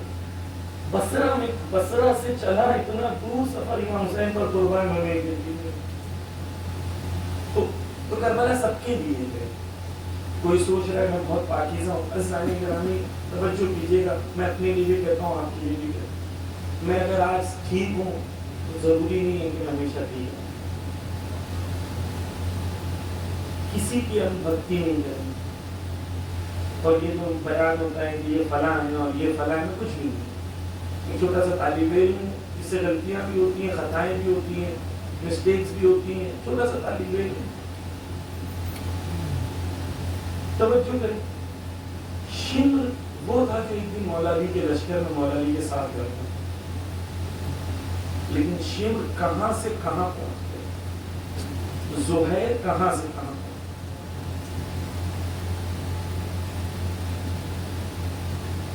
جو وقت بورڈ کے کوئی ممبر تھے جو بھی تھے، اور وہ کیا ہو گئے اور کیا ہو گئے اور کیا ہو گیا سب جانتے. میں آپ سے ایک سوال کروں، خصوصاً جوانوں سے، جب وہ 18 سال کے تھے اگر ان کا کوئی شانہ پکڑ کے کہتا کہ تم 50 سال کے ہو گئے تو تم ایسے ہو گئے تو تم سے لڑ لیتا. جب وہ 18 سال کا تھا اس نے تصور کیا تھا کہ ایک دن میں ایسا ہو جاؤں. شیطان آہستہ انسان کو وہاں تک پہنچاتا ہے.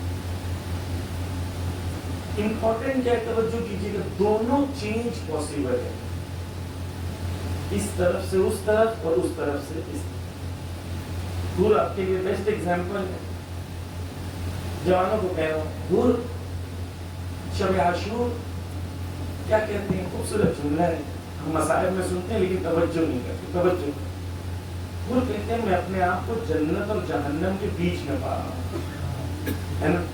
یہ کہتے کہ نہیں، ہم میں سے کتنے اپنے آپ کو جنت اور جہنم کے بیچ میں روز پاتے ہیں. بھول میں جب احساس کیا میں جنت اور جہنم کے بیچ میں ہوں، وہاں پہ نہیں کہا کاش میں بھی ہوتا. وہ بھول نے ارادہ کیا اور ارادے کے بعد ثابت قدم رہا، قربانی دیا، شہادت حاصل. حور بننے کی تمنا کرنا اور ہے، حور بننے کا ارادہ کرنا اور.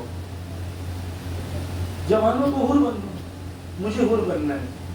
میں تو دعائیں کر رہا ہوں، مولا سے ہمیشہ دعا کرتا ہوں، مولا حور کی طرح مجھے قبول کر. بس کربلا امید کی جگہ، کسی کو امام حسین نا امید نہیں بھیجیں. کوئی یہاں پر آئے، جو بھی آیا حسین نے بلایا ہے، میری مجلس سننے نہیں آیا ہے. میں اگر حسین علیہ السلام کے بجائے ابھی وراٹ کوہلی اور IPL کی بات کرتا تو آپ میری بات سنتے نہیں سنتے، آپ اس کی سننے، آپ حسین کی سننے آئے ہیں.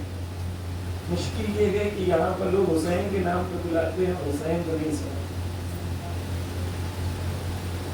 یہ مشکل ہے. بس اسلامی گرامی، پہلی چیز میں نے ابھی تک جو عرض کیا تھا وہی چیز کو مکمل کر رہا تھا کہ اپنے اندر وقت کے امام کے لیے جذبہ پیدا کرو کہ مجھے سپاہی بننا ہے. جب بھی شیطان کہ تم نہیں کر سکتے ہو تو کہو نہیں میں کر سکتا ہوں، اگر بھول کر سکتے ہو تو میں نہیں کر سکتا.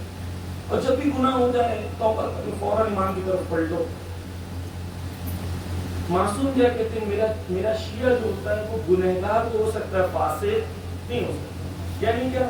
یعنی کہ جب مومن گناہ کرتا ہے فوراً اس کے دل میں تمنا آتی ہے کاش میں نے نہیں کیا ہوتا، اس کا دل اڑنے لگتا ہے. وہ ہیرے کی طرح میرا مومن ہے، جس ہیرے پہ کچھ گندگی لگی ہوئی لیکن اندر سے وہ ہیرا ہے. جس وقت تک جوان کے دل میں یہ تڑپ باقی ہے کہ میں نے یہ غلط کیا، حسین تمہیں یاد کر رہے ہیں، اللہ تمہیں بلا رہا ہے، یہ ان کی طرف سے لطف و کرم. بس ہمیں وقت کے امام کے لیے تیار ہوں. اور کربلا اور عزاداری یہ جذبہ دینے کے لیے کہ مجھے شہدائے کربلا کی طرح خود کو تیار کرنا ہے، پہلا پوائنٹ۔ دوسرا پوائنٹ، مولانا میں کرنا چاہتا ہوں خود کو تیار، میں کیا کروں؟ تو پہلی چیز کہ ہم سب چاہتے ہیں کہ ہم امام کے سپاہی بنیں۔ کوئی یہاں ایسا موجود نہیں ہے جو نہیں چاہتا کہ میں امام کا سپاہی بنوں، سب چاہتے ہیں کہ ہم امام کے سپاہی بنیں۔ لیکن ہمیں لگتا ہے کہ جب امام آئیں گے تب میں سپاہی بنوں گا، لیکن حقیقت یہ ہے کہ میں آج سپاہی بنوں گا تو کل امام آئیں گے۔ امام آ چکے ہیں لشکر کے لیے، آج جنگ ہو رہی ہے، آج حق و باطل کی جنگ ہے۔ آج کی کربلا میں ہم کیسے خود کو اپنے آپ کو تیار کریں گے؟ مجھے سپاہی بننا ہے، یہ جذبہ تیار ہو گیا تو مجھے یہ بھی تیار۔ قصدانی گرامی توجہ کیجیے گا، میں ایک چیز کہتا ہوں جوانوں کو خاص طور پہ غور سے سنیے، میں اپنے لیے خاص طور پہ کہتا ہوں کہ اگر مجھے امام زمانہ وہاں سے کہہ رہے ہیں ضمیر ادھر آؤ، ضمیر ادھر آؤ، یہ امام زمانہ کہہ رہے حل من ناصر ینصرنا، ہے کوئی میری مدد کرنے والا؟ میں سن رہا ہوں کہ ہے کوئی میری مدد کرنے والا، ہے کوئی میری مدد کرنے والا، لیکن میں امام کی بات نہیں سن رہا ہوں کہ امام اجرا میں امام کی لشکر میں شامل ہوں، مجھے سننا ہے امام کی بات۔ اچھا، جو روز کربلا امام حسین کے ساتھ موجود تھے، امام حسین نے حل من ناصر ینصرنا کب کہا؟ جب سب شہید تھے، جب سب شہید تھے، کوئی نہیں بچا تھا۔ علماء کہتے ہیں کیوں کہا امام حسین نے، جبکہ جانتے تھے کہ ان میں سے کوئی مدد نہیں کرے گا؟ تو کہتے ہیں کہ آنے والی نسلوں کو پیغام دینا چاہتے تھے کہ حسینیت باقی رہے گی، ہمیشہ مجھے نصرت کی ضرورت، کیا تم لبیک کہو گے کہ نہیں؟ آیت اللہ پوچھانی ایک واقعہ نقل کرتے ہیں اپنی کتاب میں، کہتے ہیں ایک بار کربلا پیدل جاتے ہیں، یہ اس زمانے کی بات ہے جب کربلا میں موقف نہیں تھے، تو وہ پیدل چل رہے تھے آیت اللہ پوچھانی، تو ان کو پیاس لگی، تھوڑا آگے گئے اور پیاس لگی، تھوڑا آگے گئے اور پیاس لگی، ان کو لگا کہ تھوڑی دیر کے بعد پانی پی لوں اور ٹھیک ہے۔ اچانک بہت زیادہ جب شدید پیاس لگی، پسینہ نکلتا رہا اور شدید پیاس لگی، تو کیا کیا؟ اچانک وہ ایک لمحے کے لیے شہود کی منزل، یعنی اپنے آپ کو کربلا میں محسوس کرتے ہیں، وہ تیر چل رہے ہیں، وہ تیروں کو روکنا چاہ رہے ہیں، مجھے لگتا ہے میں کربلا میں ہوں، اس زمان میں پہنچ گئے، اس مکان میں پہنچ گئے۔ پھر وہ آیت اللہ پوچھانی جب حرم امام حسین میں پہنچے تو وہاں پر گھنٹی بجتی ہے، ایک گھنٹے کا کتنا وقت ہوا ہے، تو وہ کہتے ہیں لوگ اس گھنٹی کی آواز سن رہے تھے، لیکن میں ذریعے امام حسین سے حل من ناصر ینصرنا کی آواز سن رہا ہوں۔ آج بھی ذریعے حسین سے حل من ناصر ینصرنا کی آواز ہے۔ پھر تھوڑی دیر کے بعد کہتے ہیں کہ میں نے سنا حرم حضرت عباس سے آواز آ رہی تھی لبیک یا حسین، لبیک یا حسین۔ ہم کب سنیں گے حسین کی آواز؟ ہم کب کہیں گے؟ یہ امام بلا رہے ہیں آج، مجھے اور آپ کو سب کو بلا رہے ہیں۔ ہم میں سے کچھ ایسے ہوں گے جو آگے بڑھیں گے، کچھ ایسے ہوں گے نہیں بڑھ پائیں گے، توفیق نہیں ہے۔ موقع سب کے پاس ہے۔ میں آپ کو یقین سے کہتا ہوں کہ ایک مولانا سے زیادہ اس جوان کے اندر اس وقت سپیڈ ہوگی زیادہ، جو اس وقت جس کی آنکھوں میں آنسو ہے، میں دیکھ رہا ہوں، کیونکہ وہ ایمان سے اس وقت کنیکٹڈ ہے۔ آپ جانتے ہیں آیت اللہ بہجت کیا کہتے ہیں؟ آیت اللہ بہجت کہتے ہیں، ایک عام انسان نہیں، آیت اللہ بہجت کہتے ہیں کہ جب انسان کے آنکھوں میں حسین ابن علی کے لیے آنسو آتا ہے تو اس کی روح حسین سے جڑ چکی ہے، کیونکہ اس کی کوئی جسمانی عمل تو ہے نہیں، جب روتا ہے انسان تو آنکھوں میں اس کو پاس کچھ اور نہیں ہوتا، صرف حسین ہوتے ہیں۔ کہتے ہیں جتنے مستحب عمل ہیں میرے نزدیک سب سے افضل وہ ہے جب انسان کی آنکھوں میں حسین کی نبی کے لیے آنسو آ جائے اور اس کا دل حسین سے جڑے، حتی نماز شب سے زیادہ میں آپ کو دل سے جڑے. بس مجھے تیار ہونا امام کے لیے ایسے جیسے شہدائے کربلا ہے، یہ ہمارے لیے رول ماڈل. اب زمانے غیبت میں میرے لیے کلیئر ہونا چاہیے کہ میں آج کے لیے اپنے آپ کو کیسے تیار کروں. آخری میسج ہے، پھر انشاءاللہ رب کے مسائل. آج کے زمانے میں عزیزان گرامی، جوان میں والدین، کچھ چیز میں والدین سے کہوں گا، پھر کچھ جوانوں سے. اپنے بیٹے بیٹیوں کی جلدی شادیاں کریں. روایت ہمارے وہاں ہے کہ اگر آپ نے اپنے جوان بچے کی شادی نہیں کرائی تو روز قیامت تمہارے نام اعمال میں وہ گناہ لکھے جائیں گے جو تمہارے بچوں نے کیا، کیونکہ تم نے ان کی صحیح میں شادی نہیں کرائی. آج سے 10 سال پہلے، 15 سال پہلے، 20 سال پہلے گناہ کرنا اتنا آسان نہیں تھا، آج آسان ہے. مولانا بچہ کچھ کر نہیں رہا ہے، پہلے کچھ کر لے، گھر بنا لے، گاڑی لے لے. یہ غیر مسلمان کی شادی. ہمارے یہاں دین نے جو ویلیو سسٹم دیا ہے کہ جب بھی جوان کو گناہ کا خطرہ ہو اس کو شادی کر لینی چاہیے. والدین جلدی شادی کریں. اس کے ساتھ ابھی فی الحال وقت نہیں اس کو اور بولنا، میں نے کافی ڈیٹیل میں اس میں گفتگو کی. سید کی غیر سید سے نہیں کریں گے. کیوں نہیں کریں گے؟ نسل خراب ہو جاتی ہے. وہاں مجھے کسی نے کہا نہیں ہے، آپ لوگ ایک دوسرے کو نہ دیکھیں، یہ پورے انڈیا کا اسٹینڈرڈ پرابلم ہے. آپ لوگ کے گاؤں کا کوئی خاص پرابلم نہیں ہے، یہاں ہے نہیں ہے، مجھے پتا بھی نہیں، مجھے کسی نے کہا بھی نہیں. میں آیا تھا، بس سو گیا، سو کے اٹھا، پورا 2 گھنٹہ سویا میں، 1 گھنٹہ شاید 45 منٹ سویا. پھر اس کے بعد ایک پروگرام تھا NDTV پہ، پھر اس کے بعد میں ڈائریکٹ ادھر آ کے، میری کسی سے بات نہیں ہوئی. کس نے ہو رہے ہیں توجہ کریں. معصوم نے کی شادی غیر سید سے، ہم نہیں کریں. معصوم کی والدہ ہے غیر سید، لیکن ہم نہیں کریں. مراج تقلید نے کی غیر سید سے اپنے بیٹی بیٹیوں کی شادی، لیکن ہم نہیں کریں گے. کیوں؟ دنیا کی وجہ سے، حسین کی وجہ سے نہیں، دنیا کی. آیت اللہ سیستانی کہتے ہیں کہ اگر شادی ایک لڑکی کے لیے اگر ایک صحیح وقت پہ ہونا ہے اور باپ نے کوئی غیر معقول وجہ سے اس کی شادی نہیں کی تو جب تک وہ گناہ کرے گی اس کے باپ کو ثواب، اس کے باپ کو اس کا گناہ. جوان کی یاد آسان ہے، آپ کو پتہ بھی نہیں ہے اسنیپ چیٹ کیا ہے، انسٹاگرام کیا ہے، کیا ہوتا ہے، کیسے بات ہوتی ہے، کیسے نمبر شیئر ہوتے ہیں، کیسے ID شیئر ہوتے ہیں. آپ کو پتہ بھی نہیں ہے. اور بچے بچیاں دوسری دنیا میں موبائل پہ کیا دیکھ رہے ہیں آپ کو پتہ نہیں پتا ہے. انکوگنیشیا ہونے یعنی آپ کو نہیں پتا، آپ کو کچھ پتہ نہیں ہے. بچوں کو پاکیزہ رکھنے کے لیے ان کے لیے پاک رشتے تلاش کریں. دوسری چیز اذان گرامی، علم کی طرف توجہ رکھیں. مولا علی علیہ السلام نے اس قوم کی نجات کا راستہ 2 جملے میں بیان کیا. مجھے امام کا سپاہی بننا ہے. تو جنگ کی قسم کیا ہے؟ ایک زمانے میں حضرت عباس علیہ السلام کون تھے؟ حضرت عباس کون تھے؟ حضرت عباس وہ تھے جب تک یہ مسائل میں پڑھا جاتا ہے توجہ کرے گا، 34 سال کے تھے. دوسری چیز اذان گرامی، علم کی طرف توجہ رکھیں. مولا علی علیہ السلام نے اس قوم کی نجات کا راستہ 2 جملے میں بیان کیا. مجھے امام کا سپاہی بننا ہے. تو جنگ کی قسم کیا ہے؟ ایک زمانے میں حضرت عباس علیہ السلام کون تھے؟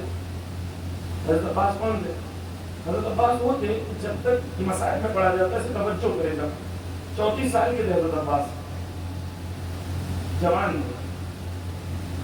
لیکن اس زمانے کی جو سکل سیٹ تھی، اس زمانے کی جو سکلز کی ضرورت تھی جنگ کے لیے، اس سکلز پہ حضرت عباس کی پوری مہارت تھی. اتنی مہارت تھی کہ دشمن خوف کھاتا. کیوں؟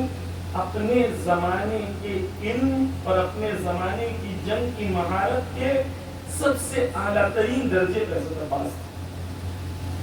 اگر تم چاہتے ہو حضرت عباس کی راہ پہ چلنا تو آج کے زمانے کی علم اور ٹیکنالوجی میں اس پوزیشن پر پہنچو کہ دشمن تم سے ڈر رہا ہے.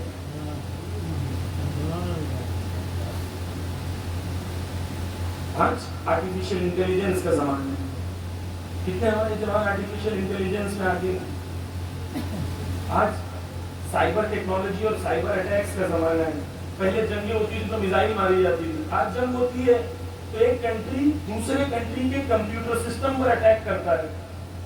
مثال کے طور پر رشیا نے حملہ کیا یو کے کی ہاسپٹل کا جو پورا نیٹ ورک ہے اس کو پکڑ لیا, اس کا گلا دبا دیا.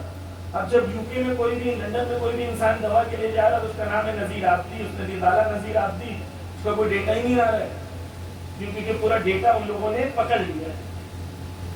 آج جنگ کی نوعیت بدل گئی.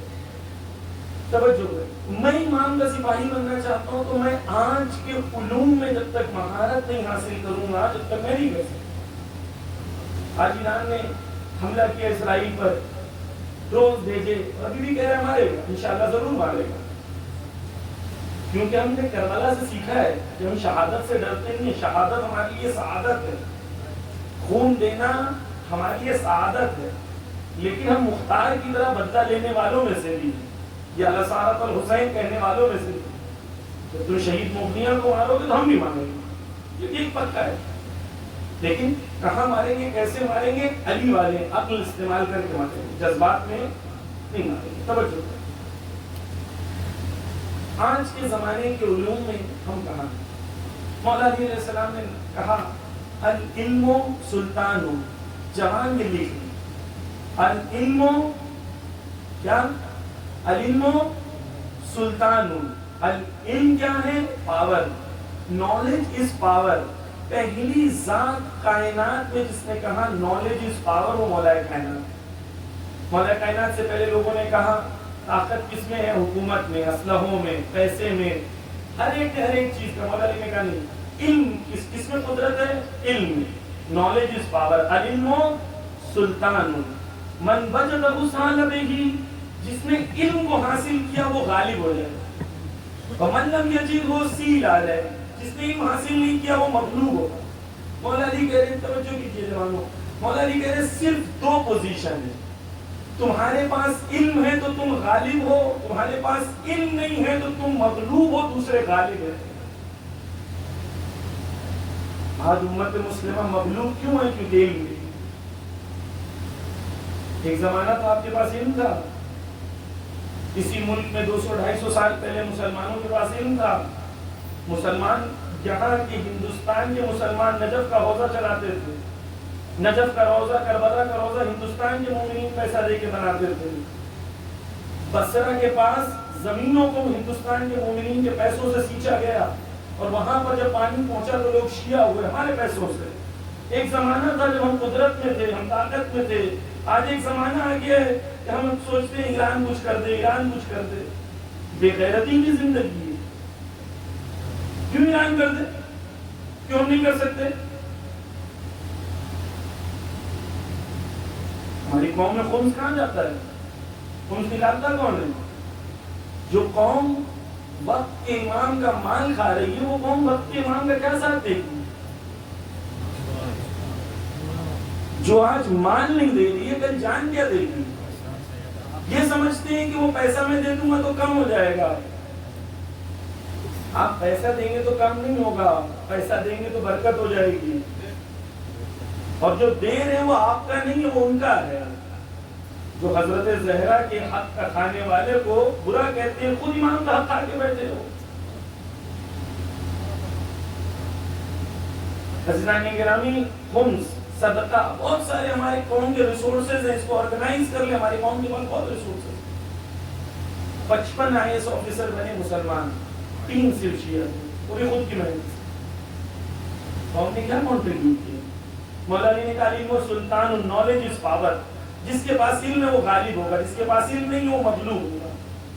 ہم غالب ہیں کہ مغلوب ہیں؟ یو پی میں ایک گاؤں ہے, اس گاؤں کا نام ہے مادھو پٹی. مادھو پٹی نام ہے, جونپور کے پاس.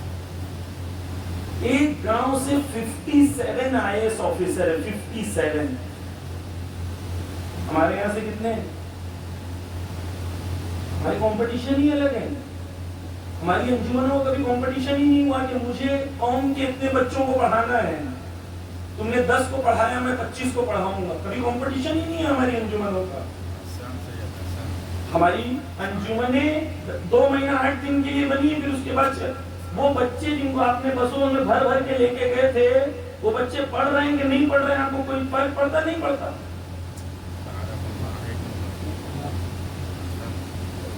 میں نے ایک بات کہی تھی، وہ پوری ذمہ داری کے ساتھ کہتا ہوں، کیونکہ مجھے کسی کو راضی نہیں کرنا ہے سوائے امام زمانہ۔ پوری ذمہ داری کے ساتھ کہہ رہا ہوں سامعین گرامی، 15 سے 25 سال کے بچے آپ کی قوم کی ریڑھ کی ہڈی، 13 سے 25 قوم تو بیٹر ہے، لیکن 15 سے 25 ان کو بسوں میں بھر کے نہیں دیں۔ اگر آپ کو بسوں میں بھر کے بھیجنے کا شوق ہے تو اپنی دکان بند کر کے جائیں یا اپنا جاب چھوڑ کے جائیں، بچوں کو تعلیم ختم کر کے نہ بھیجیں۔ آپ اپنا جاب قربان کرنے تیار نہیں ہو، اپنی دکان بند کرنے تیار نہیں ہو، لیکن بچوں کا فیوچر برباد کرنے تیار ہو۔ 15 سے 25 سال بچوں کا صرف ایک بچوں کے پاس صرف 2 چیز ہونی چاہیے، توجہ کیجیے۔ ایک علم و سلطان، میرے مولا نے کہا ہے کہ نالج پاور ہے، میں مولا کے قول پر عمل کرتے ہوئے نالج کو حاصل کروں۔ 2، میں نالج کیوں حاصل کروں گا؟ اس لیے کیونکہ مجھے امام زمانہ کا سپاہی بننا ہے۔ میں صرف دنیا کے لیے نالج نہیں حاصل کر رہا ہوں، مگر میں بھی IAS آفیسر بن جاؤں گا، وہ بھی چیٹنگ کرتا ہے، میں بھی چیٹنگ کروں گا، کیا فرق پڑا؟ مطلب اس سے اچھا نہیں۔ علی کی طرف کہ مظلوم تمہارے سے امید لگائے، ظالم تم سے ڈرے، ایسا ایسا ایسا، بس ان کی طرف توجہ دے۔ امام زمانے کا سپاہی بننا ہے تو پہلے نفس کی پاکیزگی اور یہ سب چیز میں نے گفتگو کر چکا ہوں، لیکن نالج اہم ہے۔ دوسرا، عزاداری کی اہمیت، امام حسین کی اہمیت، امام حسین کی محبت بہت ضروری ہے۔ آپ پڑھ رہے ہیں 15 سے 25 روز 1 گھنٹہ آپ چاہیں محرم میں امام حسین کی ایک مجلس سنیں، کتاب کھولیں پڑھیں، جب امام ایک چیپٹر ختم ہو جائے امام حسین کے مصائب سنیں، آنسو بہائیں، امام حسین پر روئیں، پھر سے دوسرا چیپٹر۔ اپنی زندگی کا مشن بنائیں کہ ہندوستان میں سب سے اعلیٰ ترین مقام پہ ہم شیعوں کو پہنچنا ہے، کیونکہ عملی بات ہے۔ ہم نے مجلسوں میں سنا ہے مدینۃ العلم ولی بابوہا، میں پڑھنے کچھ اور چاہ رہا تھا، میری زبان سے یہ حدیث نکل گئی ابتدا میں۔ ہم نے مجلس میں سنا علی کیا ہے؟ دروازہ ہے، رسول ان کے شہر ہے۔ ہم نے مجلس میں پھر کہا کہ چھلانگ لگا کے مت آؤ، کھڑکی سے مت آؤ، دلان سے مت آؤ، ادھر سے مت آؤ، ادھر سے مت آؤ۔ ہم نے ہنسے، نعرے لگائے اور گھر چلے۔ کبھی یہ سوال نہیں کیا کہ وہ جو ان کا شہر ہے اور علی جس کے دروازہ میں، میں کچھ شہر کے اندر ہوں یا باہر؟ ہماری قوم میں ان کا معیار کیا ہے؟ کتنے قرآن کے قاری ہیں ہمارے مدرسوں کا سٹینڈرڈ کیا ہے؟ ہم نے کون سی چیز ورلڈ کلاس بنائی ہے؟ ٹیکنالوجی؟ ایسا نہیں گرامی، ہم جب اہل بیت کی بات کرتے ہیں، ظہور کی بات کرتے ہیں، مطلب کیا ہے کہ پوری دنیا کو ہم کو عدل و انصاف سے بھرنا ہے۔ ہمیں وہ انسان چاہیے، وہ نیرو چاہیے، ہر انسان کا خیال رکھنا ہے۔ توجہ کریے گا، بہت امپورٹنٹ پوائنٹ ہے۔ ہمیں لگتا ہے کہ امام آئیں گے تو رامپور میں جو شیعہ محلہ ہے وہاں پر عدل و انصاف کو قائم کریں گے، ایسا نہیں ہے۔ یملأ الارض قسطا وعدلا، امام پوری دنیا کو عدل و انصاف سے بھریں گے، تو آپ کا جگر کتنا وسیع ہونا چاہیے۔ دلتوں کے لیے درد ہے آپ کے دل میں؟ مجھے تو یہاں کا نہیں پتا، لیکن میں دوسرے گاؤں جانتا ہوں کہ وہاں میر صاحب جو ہے چٹائی کے چارپائی کے اوپر بیٹھتے ہیں اور دلت آگے بیچارہ نیچے بیٹھتا ہے، اس کو اجازت نہیں ہے نعوذ باللہ کہ وہ اوپر بیٹھے۔ ہم سید نہیں بنے، براہمن بنے۔ حسین ابن علی کون ہے؟ سید حسین ہے۔ کچھ مزدور بیٹھے ہوئے تھے، حسین ابن علی گزر رہے تھے، مولا سے کہا مولا نوش فرمائیے کھانا. زمین پہ بیٹھ کے راستے پہ بیٹھ کے کھانا کھا رہے. حسین ابن علی اترے اور حسین ابن علی اترنے کے بعد وہاں پر ان کے ساتھ بیٹھے اپنی کباب کو پھیلائی, وہاں پہ زمین پہ بیٹھے ان کے ساتھ کھانا کھانا. ہم نے کبھی کھایا ایسا مزدور کے ساتھ کھانا؟ ہم اوپر بیٹھے ہیں, وہ نیچے بیٹھے ہیں. کہاں سے لیا آپ نے؟ اہل بیت سے لیا. عزیزان گرامی, کاش ہم سید ہوتے تو آج اتنے کم شیعہ نہیں ہوتے, اتنے کم شیعہ نہیں ہوتے. ہم برہمن بن گئے, ہمیں لگا ہم اونچی ذات کے ہیں, وہ نیچی ذات کے ہیں. نعوذ باللہ. ہمارے یہاں صرف ایک ذات ہے, وہ تقویٰ ہے. جس کا تقویٰ بلند ہے وہ سب سے بلند ہے. جس کا تقویٰ نہیں ہے اس کے پاس کچھ نہیں. سید کا احترام اپنی جگہ ہے, آل رسول ہونے کی. گرامی کبھی کبھی سوچتے ہیں دل لرزتا ہے کہ ہندوستان کے 15% دلت بابا امبیڈکر کے زمانے میں تلاش کر رہے تھے کہ ہمیں عزت کہاں ملے. مسلمانوں نے ہمیں عزت اور ایکوالٹی نہیں دی, وہ بدھسٹ بن گئے. کاش ہمارا رویہ ایسا ہو گیا کہ وہ مسلمان نہیں. 15% ہندوستان کی پاپولیشن تلاش کر رہی تھی کہ ہمیں کون سی قوم, کون سا دین ہمیں عزت دے گا. نہیں دیا ہم نے عزت. کاش ہم حسین ابن علی کی طرح بنتے, علی کی طرح بنتے. روٹیاں لے کے ان کے گھر پہ پہنچاتے ہیں, گیہوں لے کے ان کے گھر تک پہنچاتے ہیں. اس طریقے سے نائجیریا میں لاکھوں کروڑوں شیعہ ہوئے, یہاں بھی ہوتا. بس حسین گرامی ایک چیز علم حاصل کرنا. علم کے اندر کمپیٹیٹیو ایگزامس امپورٹنٹ ہے. جوانوں کو میں کہوں گا آپ گریجویٹ بن جائیں گے آج کوئی فائدہ نہیں ہے. 12th کے بعد کمپیٹیٹیو ایگزامس ہوتے ہیں جس کے لیے آپ کو تیار ہونا ہے. 9th اسٹینڈرڈ سے آپ کو تیار ہونا ہے. 12th میں کمپیٹیٹیو ایگزامس دینا ہے. دوسری قوموں کے بچے 8ویں کے بعد اسکول نہیں جاتے. 8ویں کے بعد انہیں بتا دیا جاتا ہے کہ 12ویں تک کیسے پڑھنا ہے اور کہاں تمہیں پہنچنا ہے. جب تک ہندوستان کے شیعہ ہندوستان کے ٹاپ 1% یونیورسٹیز تک نہیں پہنچیں گے ہماری قوم کا فیوچر تبدیل نہیں. ابھی میں ایک جگہ سے مجلس پڑھ کے آیا ہوں, وہاں کا ایک لڑکا IIT بامبے میں, میں نے پوچھا کتنے شیعہ ہیں, تو کہتا پورے IIT بامبے میں مجھے تو ایک بھی شیعہ نہیں ملا. یہ ہماری قوم کی علم کا معیار علی والوں میں. بس ہمیں علم کے میدان میں آگے بڑھنا, اپنی بہنوں کو بیٹیوں کو پڑھائیں. آیت اللہ خامنہئی کہتے ہیں کہ اگر کوئی شخص اپنی بچی کو اس لیے نہیں پڑھا رہا ہے کیونکہ اس کے اندر دینی تعصب ہے تو وہ گناہ کر رہا ہے.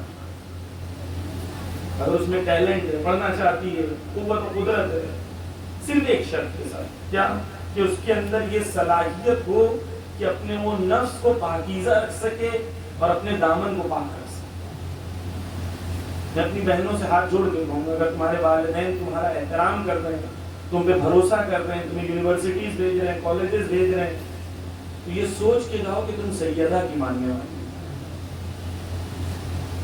یہ سوچ کے جاؤ کہ سیدہ کو ریپرزینٹ کر رہی ہے اور دشمن تمہارے اوپر نگاہیں اس لیے رکھیں گے کہ تم سیدہ کی ماننے والی. میں اپنی بہنوں سے کہوں گا کہ اگر سوشل میڈیا پہ آپ سے کوئی بات کرے, ہمیں آتے ہیں جوان میسیجز بھیجتے ہیں, میں بتا رہا ہوں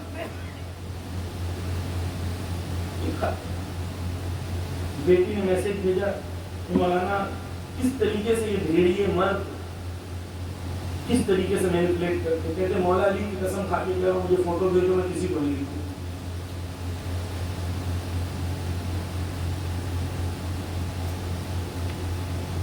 یہ ہو رہا ہے ہمارے جوان.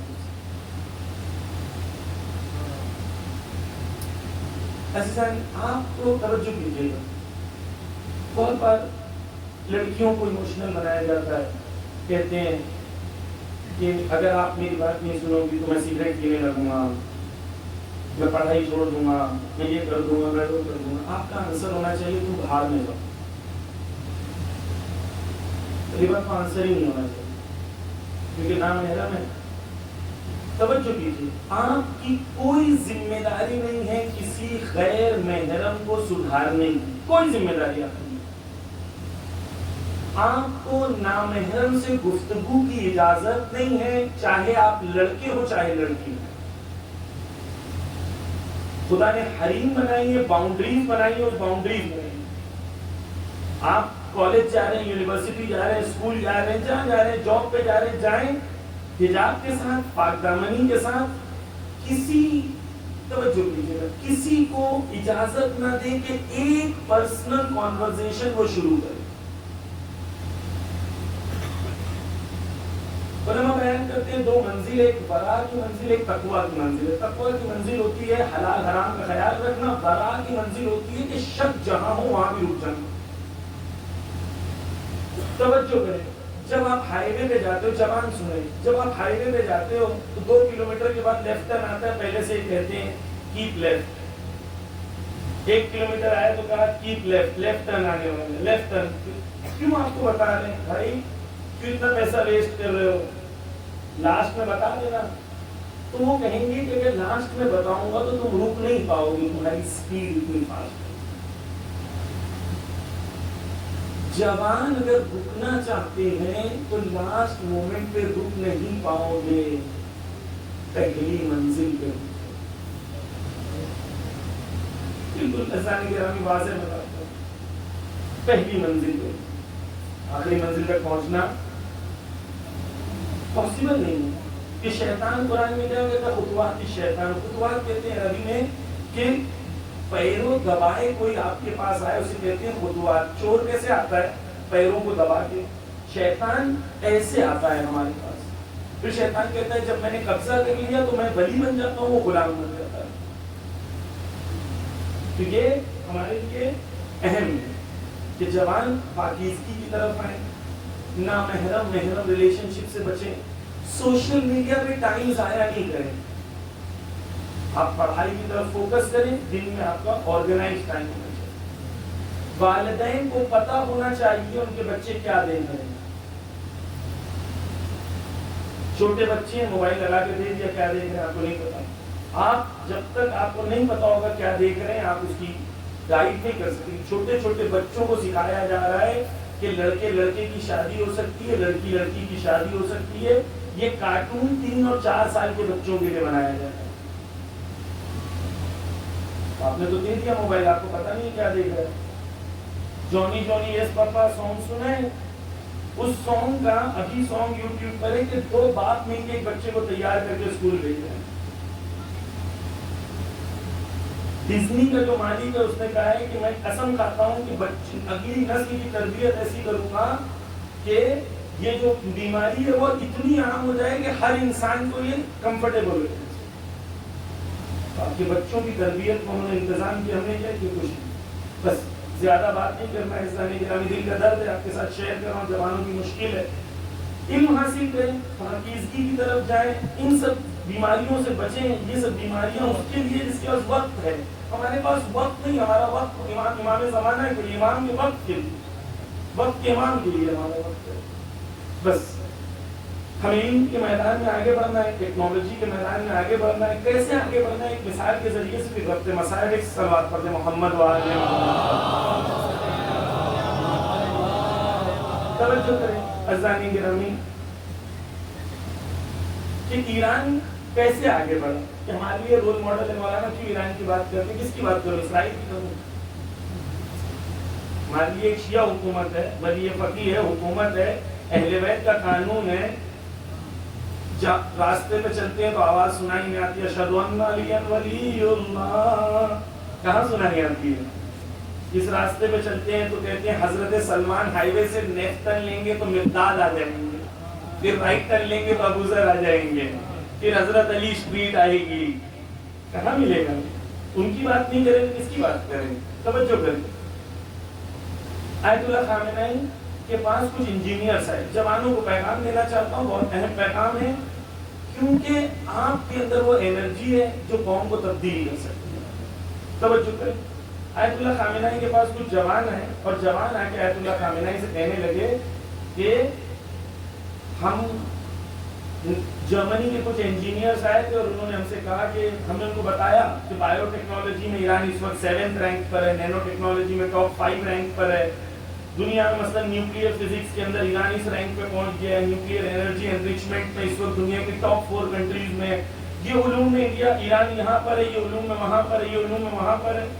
تو وہ انجینئرز لوگ چوک کے پوچھنے لگے سینکشنز ہونے کے باوجود تم اتنا زیادہ ترقی کر چکے، سوچو سینکشنز نہیں ہوتا تو کیا کرتے. تو آیت اللہ خامنہ مسکرا کے کہتے ہیں اگر سینکشنز نہیں ہوتے تو ہم کچھ نہیں کرتے.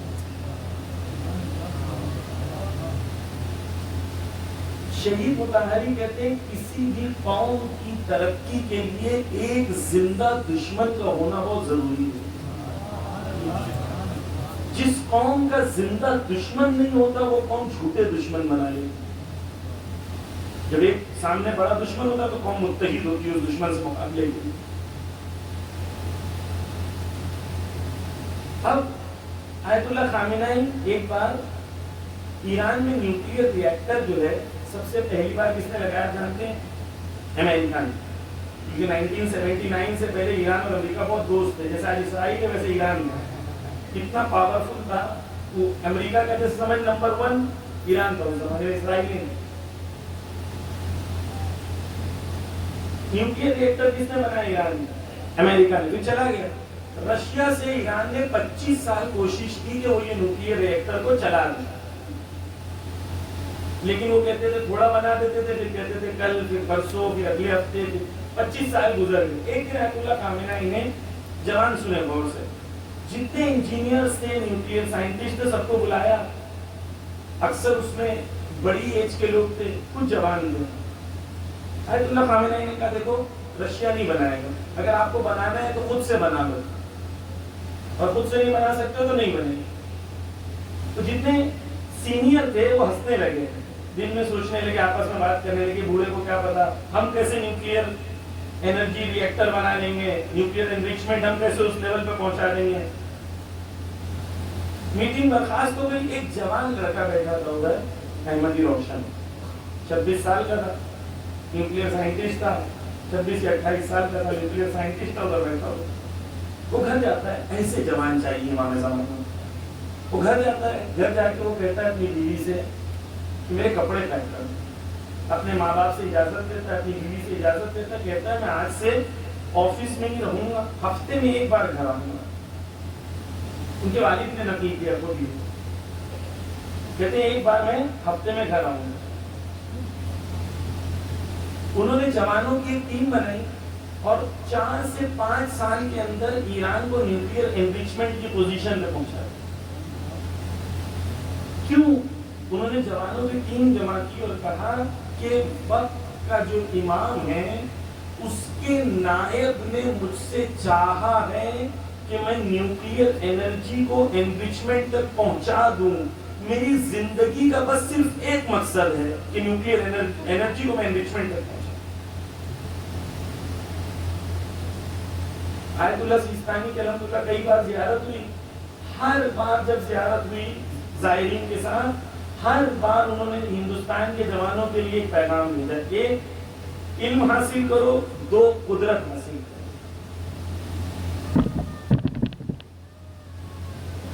شہید احمدی روشن اس کو بعد میں شہید کر دیا اسرائیل نے، بم لگا کے کار چلا رہے تھے مار دیا. تم شہید کرو. یہی تو حقیقت ہے کہ ہم شہادت، تم جتنا ہمیں مارو گے ہم اتنے بڑھتے جائیں گے. ہم مرنے سے ختم نہیں ہوتے، ہم مرنے سے بڑھتے ہیں. آج تک دشمن کو نہیں سمجھ پائے. ایک احمدی روشن کو مارا، 1000 زندہ ہو گئی ایران میں. احمدی روشن پھر کیا ہوا؟ احمدی روشن شہید ہوا. اب آیت اللہ سیستانی ہم سے کیا کہتے ہیں؟ علم حاصل کرو.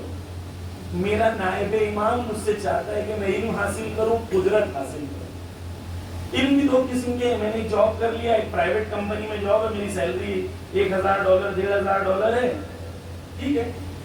لیکن میرے پاس قدرت کیا ہے؟ 0. میں کتنا کنٹریبیوٹ کر سکتا ہوں قوم کے لیے؟ ہو سکتا ہے پیسے سے کروں، ہو سکتا ہے میں آرگنائزیشن بناؤں. لیکن کچھ پاورز ہیں جیسے جج،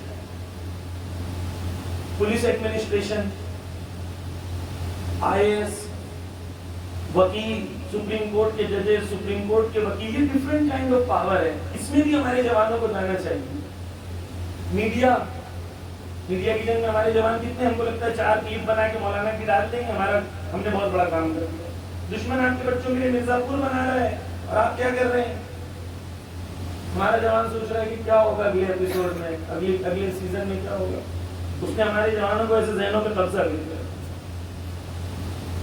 ہم 4 کلپ بنا کے ہمیں لگتا ہے جنگ ایسا نہیں ہے، سب جنگ ہے. میڈیا کی جنگ ہے، پیسے کی جنگ ہے، اکنامک پاور کی جنگ. میں نے ایک مجلس میں پڑھا تھا کہ حضرت خدیجہ نے اپنا مال و دولت رکھ دیا تھا رسول اللہ کے سامنے. آج کے امام زمانہ کو 2 ٹائپ کے پاور کی ضرورت ہے. ایک، آج کے زمانے میں کون خدیجہ بنے گا کہ امام زمانہ جب آئیں گے تو پورا پیسوں کا انبار لگا دے کہ امام سب حاضر ہے، جنگ کون؟ ملٹی ملینر 1000 کروڑ والے لوگ کون ہیں جو دیندار، متدین، تواضع، خدا کے سامنے جھکے ہوئے، غریبوں کی خدمت کرنے والے، سکولز بنانے والے، یتیموں کو پالنے والے کہاں ہیں؟ دوسرا حضرت ابو طالب. حضرت ابو طالب کون تھے؟ وہ شخصیت تھے کہ اتنے پاورفل تھے کہ رسول اللہ پہ کوئی حملہ نہیں کر سکتا تھا. آج حضرت ابو طالب جیسے کہاں ہیں؟ ہم نے کیا سنا؟ وہ اچھے تھے، وہ اچھے تھے، وہ اچھے تھے. ہم نے نعرہ بھی لگایا، گھر پہ چلے گئے. کبھی یہ نہیں پوچھا کہ آج کے وقت کے امام کے لیے ہم کب بنیں گے. آج ہمیں خدیجہ بننا ہے، آج ہمیں ابو طالب بننا ہے تاکہ ہم امام کے لیے کچھ کر سکیں. اور وہ کیسے ہوگا؟ علم کے ذریعے سے، ٹیکنالوجی کے ذریعے سے.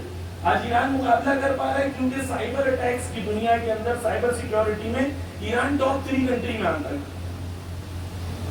ٹاپ 3 کنٹری میں آتا ہے. یو کے میں لوگوں کو پرشین پڑھائی جاتی ہے تاکہ ایران کے سائبر اٹیک سے مقابلہ کر سکے. علم میں اس لیے لڑ رہے ہیں. امریکن پارلیمنٹ میں جان کیری کہتا ہے کہ ہم ایران سے نہیں لڑ سکتے کیونکہ ان کی علم و ٹیکنالوجی اتنی ہے، زیادہ ہو چکی ہے. تم بھی بنو. علم قدرت لے کر آتا ہے، طاقت لے کر آتا ہے. پیسہ ہوتا ہے طاقت پر، لیکن الگ الگ جنگیں. ہم جنگ میں زندہ ہیں، جنگ میں. اس جنگ میں مجھے سپاہی بننا ہے. سپاہی کیسے بنوں گا؟ میں اپنی فیلڈ چوز کروں. کوئی علم کے میدان میں، کوئی ٹیکنالوجی کے میدان میں، کوئی یتیم پروری میں، کوئی کچھ کرنے میں، کوئی مدرسہ بنانے میں، کوئی یہاں کی مشکلوں کو حل کرے، کوئی یہاں کے بچوں کو پڑھائے. یہاں غریب بچے ہوں گے، حتماً ہوں گے غریب بچے. کون نے بتائے گا کہ تمہیں 9ویں کے بعد کیا کرنا ہے، 10ویں کے بعد کیا کرنا ہے، 12ویں کے بعد کیا کرنا ہے؟ مجھے بس یہی ہے کہ مجھے کون سا فون خریدنا ہے. امام کا سپاہی بننا مطلب کیا؟ خدمت خلق. جو قوم آپ کے پاس خدا تک نہیں پہنچ سکتے، اہل بیت تک نہیں پہنچ سکتے، اگر آپ کے کوئی غریب میں پڑوس میں کوئی انسان بھوکا سو. آیت اللہ تھے، انہوں نے ایک شاگرد کو بلایا، کہا یہ کھانا لے کے جاؤ. بہت ڈانٹا اس کو، کہا لے کے جاؤ، تمہارے پڑوسی 4 گھر چھوڑ کے وہ بھوکا ہے. جا کے کھانا دے کے آتا ہے، غالباً بحرالعلوم سے. جو پلٹ کے آتا ہے تو کہتا ہے ہاتھ جوڑ کے، مولا اس نے کھانا لے لیا، بہت بھوکا تھا لیکن مجھے پتا نہیں تھا، مجھے معاف کر دینا. کیوں ڈانٹا؟ مجھے پتا نہیں تھا. وہ کہتے اگر پتا ہوتا مجھے کہ تمہارا پڑوسی بھوکا ہے اور تم کچھ نہیں کرو گے اور تم نے کچھ نہیں کیا تو میں ڈانٹتا نہیں، میں تمہیں کافر بولتا. ہم نے کیا یہ کردار علی، کردار زین العابدین نہیں کر سکتے. بس گرامی جوان پروجیکٹس اٹھائیں قوم کے. ہر جوان سوچے کہ میں قوم کو نیکسٹ 25 ایئرس میں کیسے اسٹرانگ بنا سکتا ہوں. خود اپنے آپ کو امام کا سپاہی سمجھے. نیکسٹ 15 ایئرس، نیکسٹ 20 ایئرس کے لیے پروجیکٹس ڈیسائیڈ کرے کہ مجھے پروجیکٹس کرنے ہیں امام کے، اور ان پروجیکٹس کے حساب سے اپنے آپ کو تیار کرے. اگر کوئی ہائی کورٹ میں تو کوشش کرے کہ 10 ہائی کورٹ میں لائرز کیسے میں ایڈ کر لوں.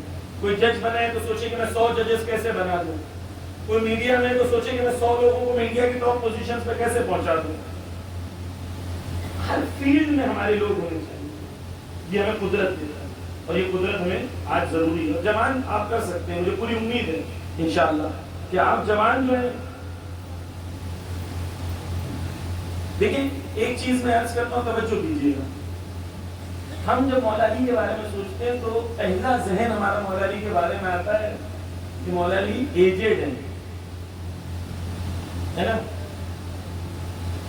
لیکن مولا علی کی جتنی جنگیں ہیں وہ انڈر 30 ہیں. مولا علی جب جنگ کے میدان میں ہیں تو جوان ہیں. حضرت ابراہیم جوان ہیں جو مقابلہ کر رہے ہیں، حضرت موسیٰ جوان ہیں. ہم نے دین بوڑھوں کے لیے بنا دیا، دین جوانوں کے لیے ہے۔ حضرت یوسف مقابلہ کر رہے ہیں جوان ہیں، حضرت ابراہیم مقابلہ کر رہے ہیں جوان ہیں، حضرت موسیٰ اپنی پیٹھ پر جب مقابلہ کر رہے ہیں جوانی کا عالم ہے، مولا علی جب جنگ کر رہے ہیں جوان ہیں، حضرت سید سجاد کربلا میں 22 سال کے ہیں، حضرت عباس 34 سال کے ہیں۔ آپ نے جوان کو جوان رول ماڈل بناؤ کربلا سے۔ مولا علی آپ کے لیے رول ماڈل ہے کیونکہ مولا علی نے تمام جنگیں جوانی کے عالم میں کی ہیں۔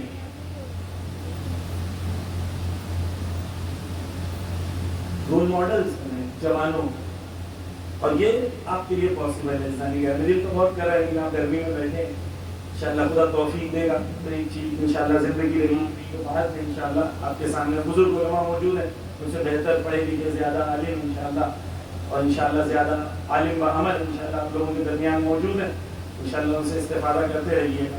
ایک آخری پیغام عزاداری کے حوالے سے، خواتین کے حوالے سے،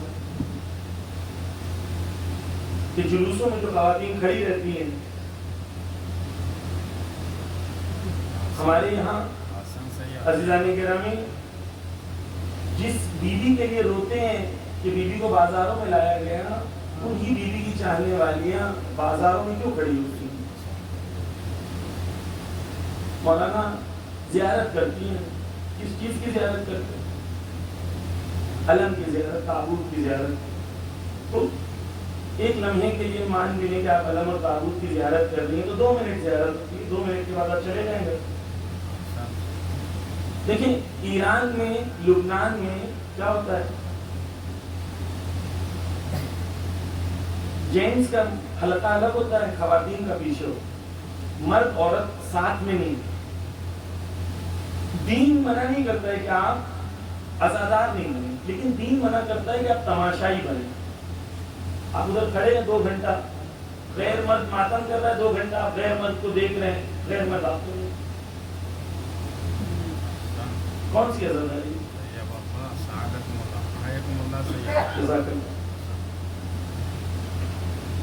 کون سی عزاداری؟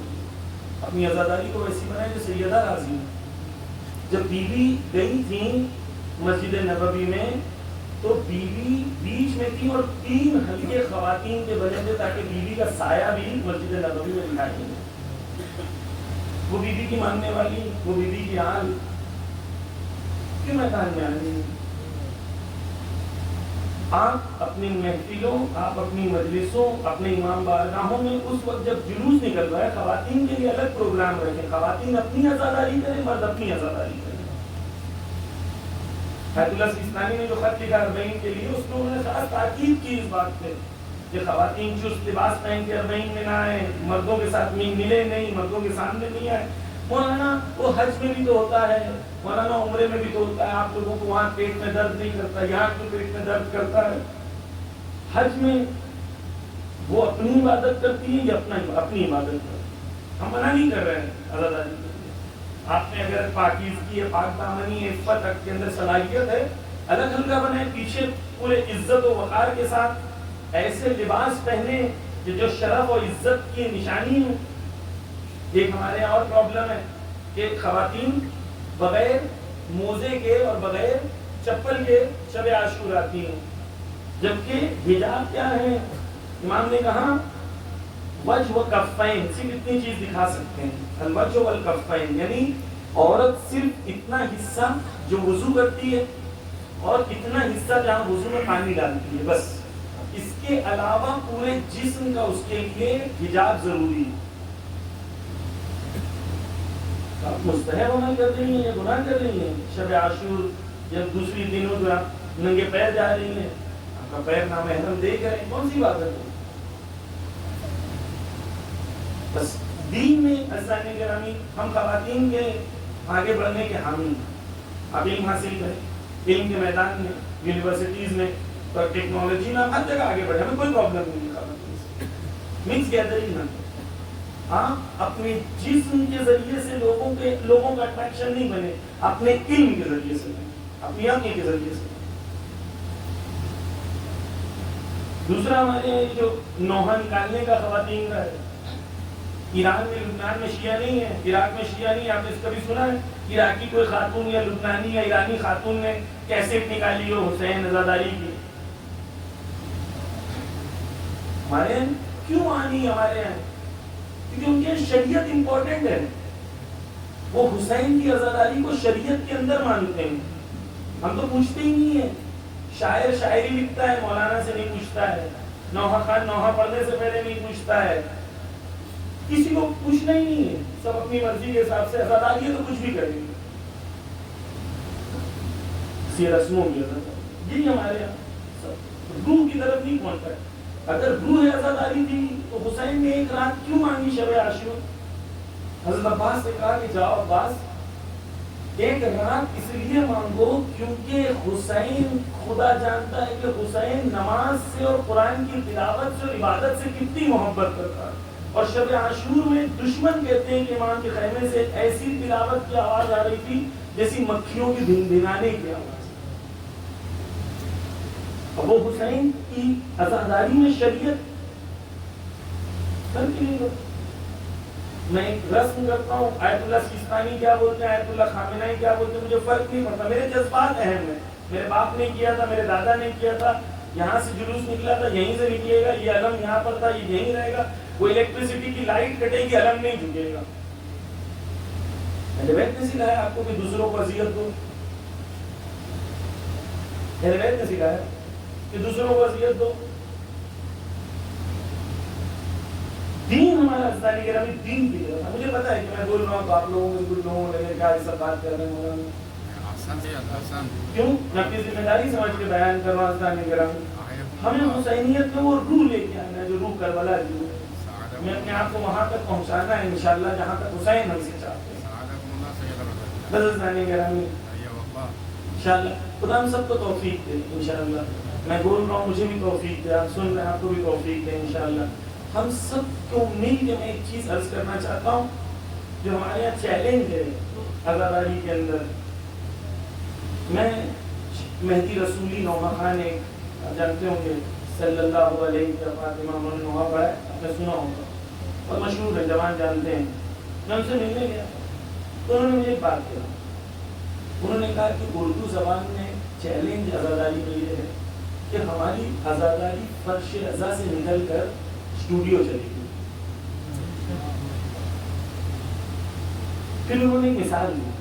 مثال ہوتا ہے انہوں نے کہا دیکھیں جب میں نوحہ پڑھتا ہوں تو نوحہ پڑھنے سے پہلے میں مصائب پڑھتا ہوں، اور جب میں مصائب پڑھتا ہوں تو میں روتا ہوں، اور جب میں روتا ہوں تو 10,000 لوگ روتے ہیں. اب یہ میری روح جو حسین کے لیے رو رہی ہے اس کا اثر یہ ہوا کہ 10,000 رو رہے ہیں. اب یہ 10,000 جو رو رہے ہیں ان کی روحوں کا اثر میری روح پر ہوتا ہے. اب میں جو کیفیت میں نوحہ پڑھ رہا ہوں ممکن نہیں ہے کہیں اور یہ نوحہ پڑھ سکتا. آپ دیکھیں آپ فارسی جانتے نہیں ہیں لیکن فارسی میں جب 10,000 لوگ مل کے نوحے کا جواب دے رہے ہوتے ہیں تو آپ کی روح پہ ایک اثر ہو رہا ہوتا ہے. کیوں؟ کیونکہ وہ روح ہے اس کو حسین سے متصل ہوتی ہے. وہ سمجھ میں نہیں آ رہا ہے کیا بول رہے ہیں لیکن آپ کی روح پر اثر ہوتا ہے. اور ہمارے اسٹوڈیو میں فائن ٹیوننگ کر کے اور سب کر کے بھی آپ کو روح پر اثر نہیں ہوتا. ان کی عزاداری میں نظم دیکھیں 10,000 لوگ کھڑے ہوئے ہیں، ایک بندہ کبھی موبائل نکال کے ویڈیو ریکارڈ کرتا ہوا نظر نہیں آتا. مشہور ہے وہ لوگ بھی لیکن انہیں پتا ہے یہاں پر ماتم کرنے آئے، ریکارڈ کرنے نہیں آئے. ہمارے یہاں ایک نوحہ خان کوئی آ جائے سیلیبریٹی، وہ نوحہ پڑھ رہا ہے، 1000 لوگ کھڑے ہیں ویڈیو بنا رہے ہیں. کیونکہ ہم نے نظم نہیں لایا عزاداری میں. ہمارے یہاں نظم نہیں ہے. بس ہم لوگ قدیمی ہونے کا بڑا افتخار ہے ہمارے. ہم نے کتنا پروگریس کیا، کتنا ہم نے اپنے قوم کو وہاں پہنچایا. جو ویلیو سسٹمز ہیں سنیں آپ نے مثال کو آپ کو تاکہ آپ کے لیے واضح ہو. میں ایک یونیورسٹی میں وہ جو ہے ایک نوحہ خان تھے، وہ کہتے تھے میں نے نوحہ شروع کیا تو 15 لوگ تھے، آج 15,000 لوگ آتے ہیں اس یونیورسٹی میں. وہ کہتے ہیں اس عزاداری کے پروگرام میں چپل رکھنے کا کام ہم اس کو دیتے ہیں جو یونیورسٹی کا ٹاپر ہوتا ہے تاکہ اس کے اندر انکساری آئے. سوچیں یہ عزاداری ہمارے یہاں کیا ہے. بس عزیزان گرامی یہی عزاداری اور یہی گریہ وزاری جو ہے ہماری روحوں کو بیدار کیا۔ حسین ابن علی بہت کریم ہے، دشمنوں کو حسین پانی پلاتے ہیں، لیکن کربلا میں حسین بہت پیاسے ہے۔ تھوڑی دیر مسائل پڑھوں گا، کربلا میں حسین بہت پیاسے ہے۔ اس محسوس کیجیے گا جو میں بیان کر رہا ہوں۔ ڈاکٹر سے پوچھیں گے ذرا تو ڈاکٹرز کہتے ہیں کہ جب انسان کے بدن میں خون نکل جائے اور خون نکلنا جاری ہو تو جیسے ہی خون نکلتا ہے تو انسان کی پیاس کی شدت بڑھ جاتی ہے۔ خون نکلنے کے بعد پہلی چیز جو انسان مانگتا ہے وہ پانی ہے۔ علماء کہتے ہیں جب تیر چلا تھا فجر کی وقت، اس وقت ہی حسین زخمی ہو گئے۔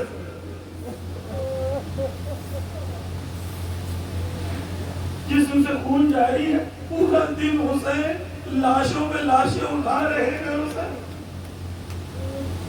کبھی اون محمد کا لاشا اٹھایا تو کبھی قاسم کا، تو کبھی علی اکبر کا لاشا اٹھایا، اور باب اعظم وہ منزل بھی آ گئی کہ حسین ابن علی کربلا میں تنہا رہ گئے۔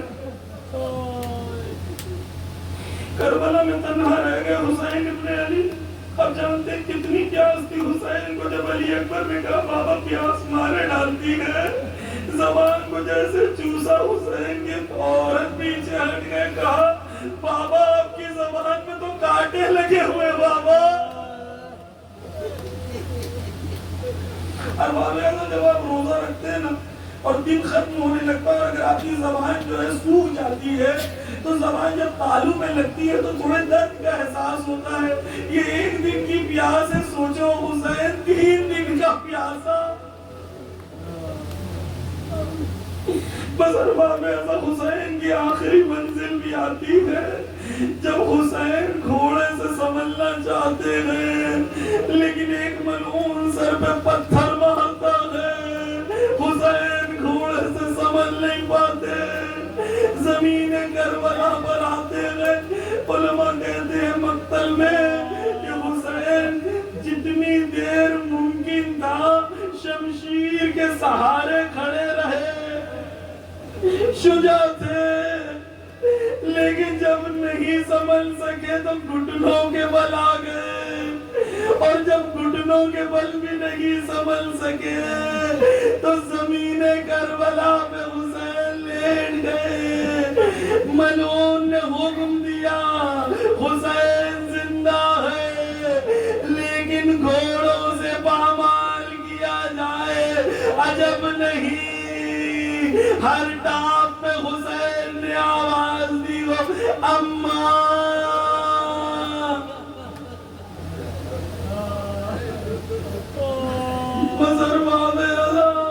وہ منزل بھی آئی کہ حسین ابن علی کے پاس شبر ملعون آتا ہے، پھر پوچھتا ہے بتاؤ بڑے پیاسے ہو نا حسین؟ پانی کو لا کے اڈیل دیتا ہے، چڑھا کے کہتا ہے جا کے حوض کوثر میں علی سے سیراب ہو جانا۔ اللہ لعنت اللہ علی القوم الظالمین۔ یا اللہ بحق محمد و آل محمد اس حقیقی عبادت کو تیری بارگاہ میں مقبول فرما، ہم سب کو امام زمانہ کے سپاہی میں شمار فرما۔ یا اللہ ہمارے جوانوں کے دلوں کو حسین کی طرف پلٹ دے، ہماری بہنوں کی چادر کو محفوظ رکھ۔ یا اللہ دنیا میں جہاں کہیں مظلومین ہیں انہیں حاکم قرار دے اور ظالموں کو نیست و نابود کر دے۔ ایک سورہ فاتحہ پڑھ کے سید ذاکر حسین ابن سید محمد حسین اور ان کے فرزندان جو مرحوم ہیں اور تمام اہل مجلس کے خانوادے کو روح کو انصاف کرتے ہیں۔ ماتم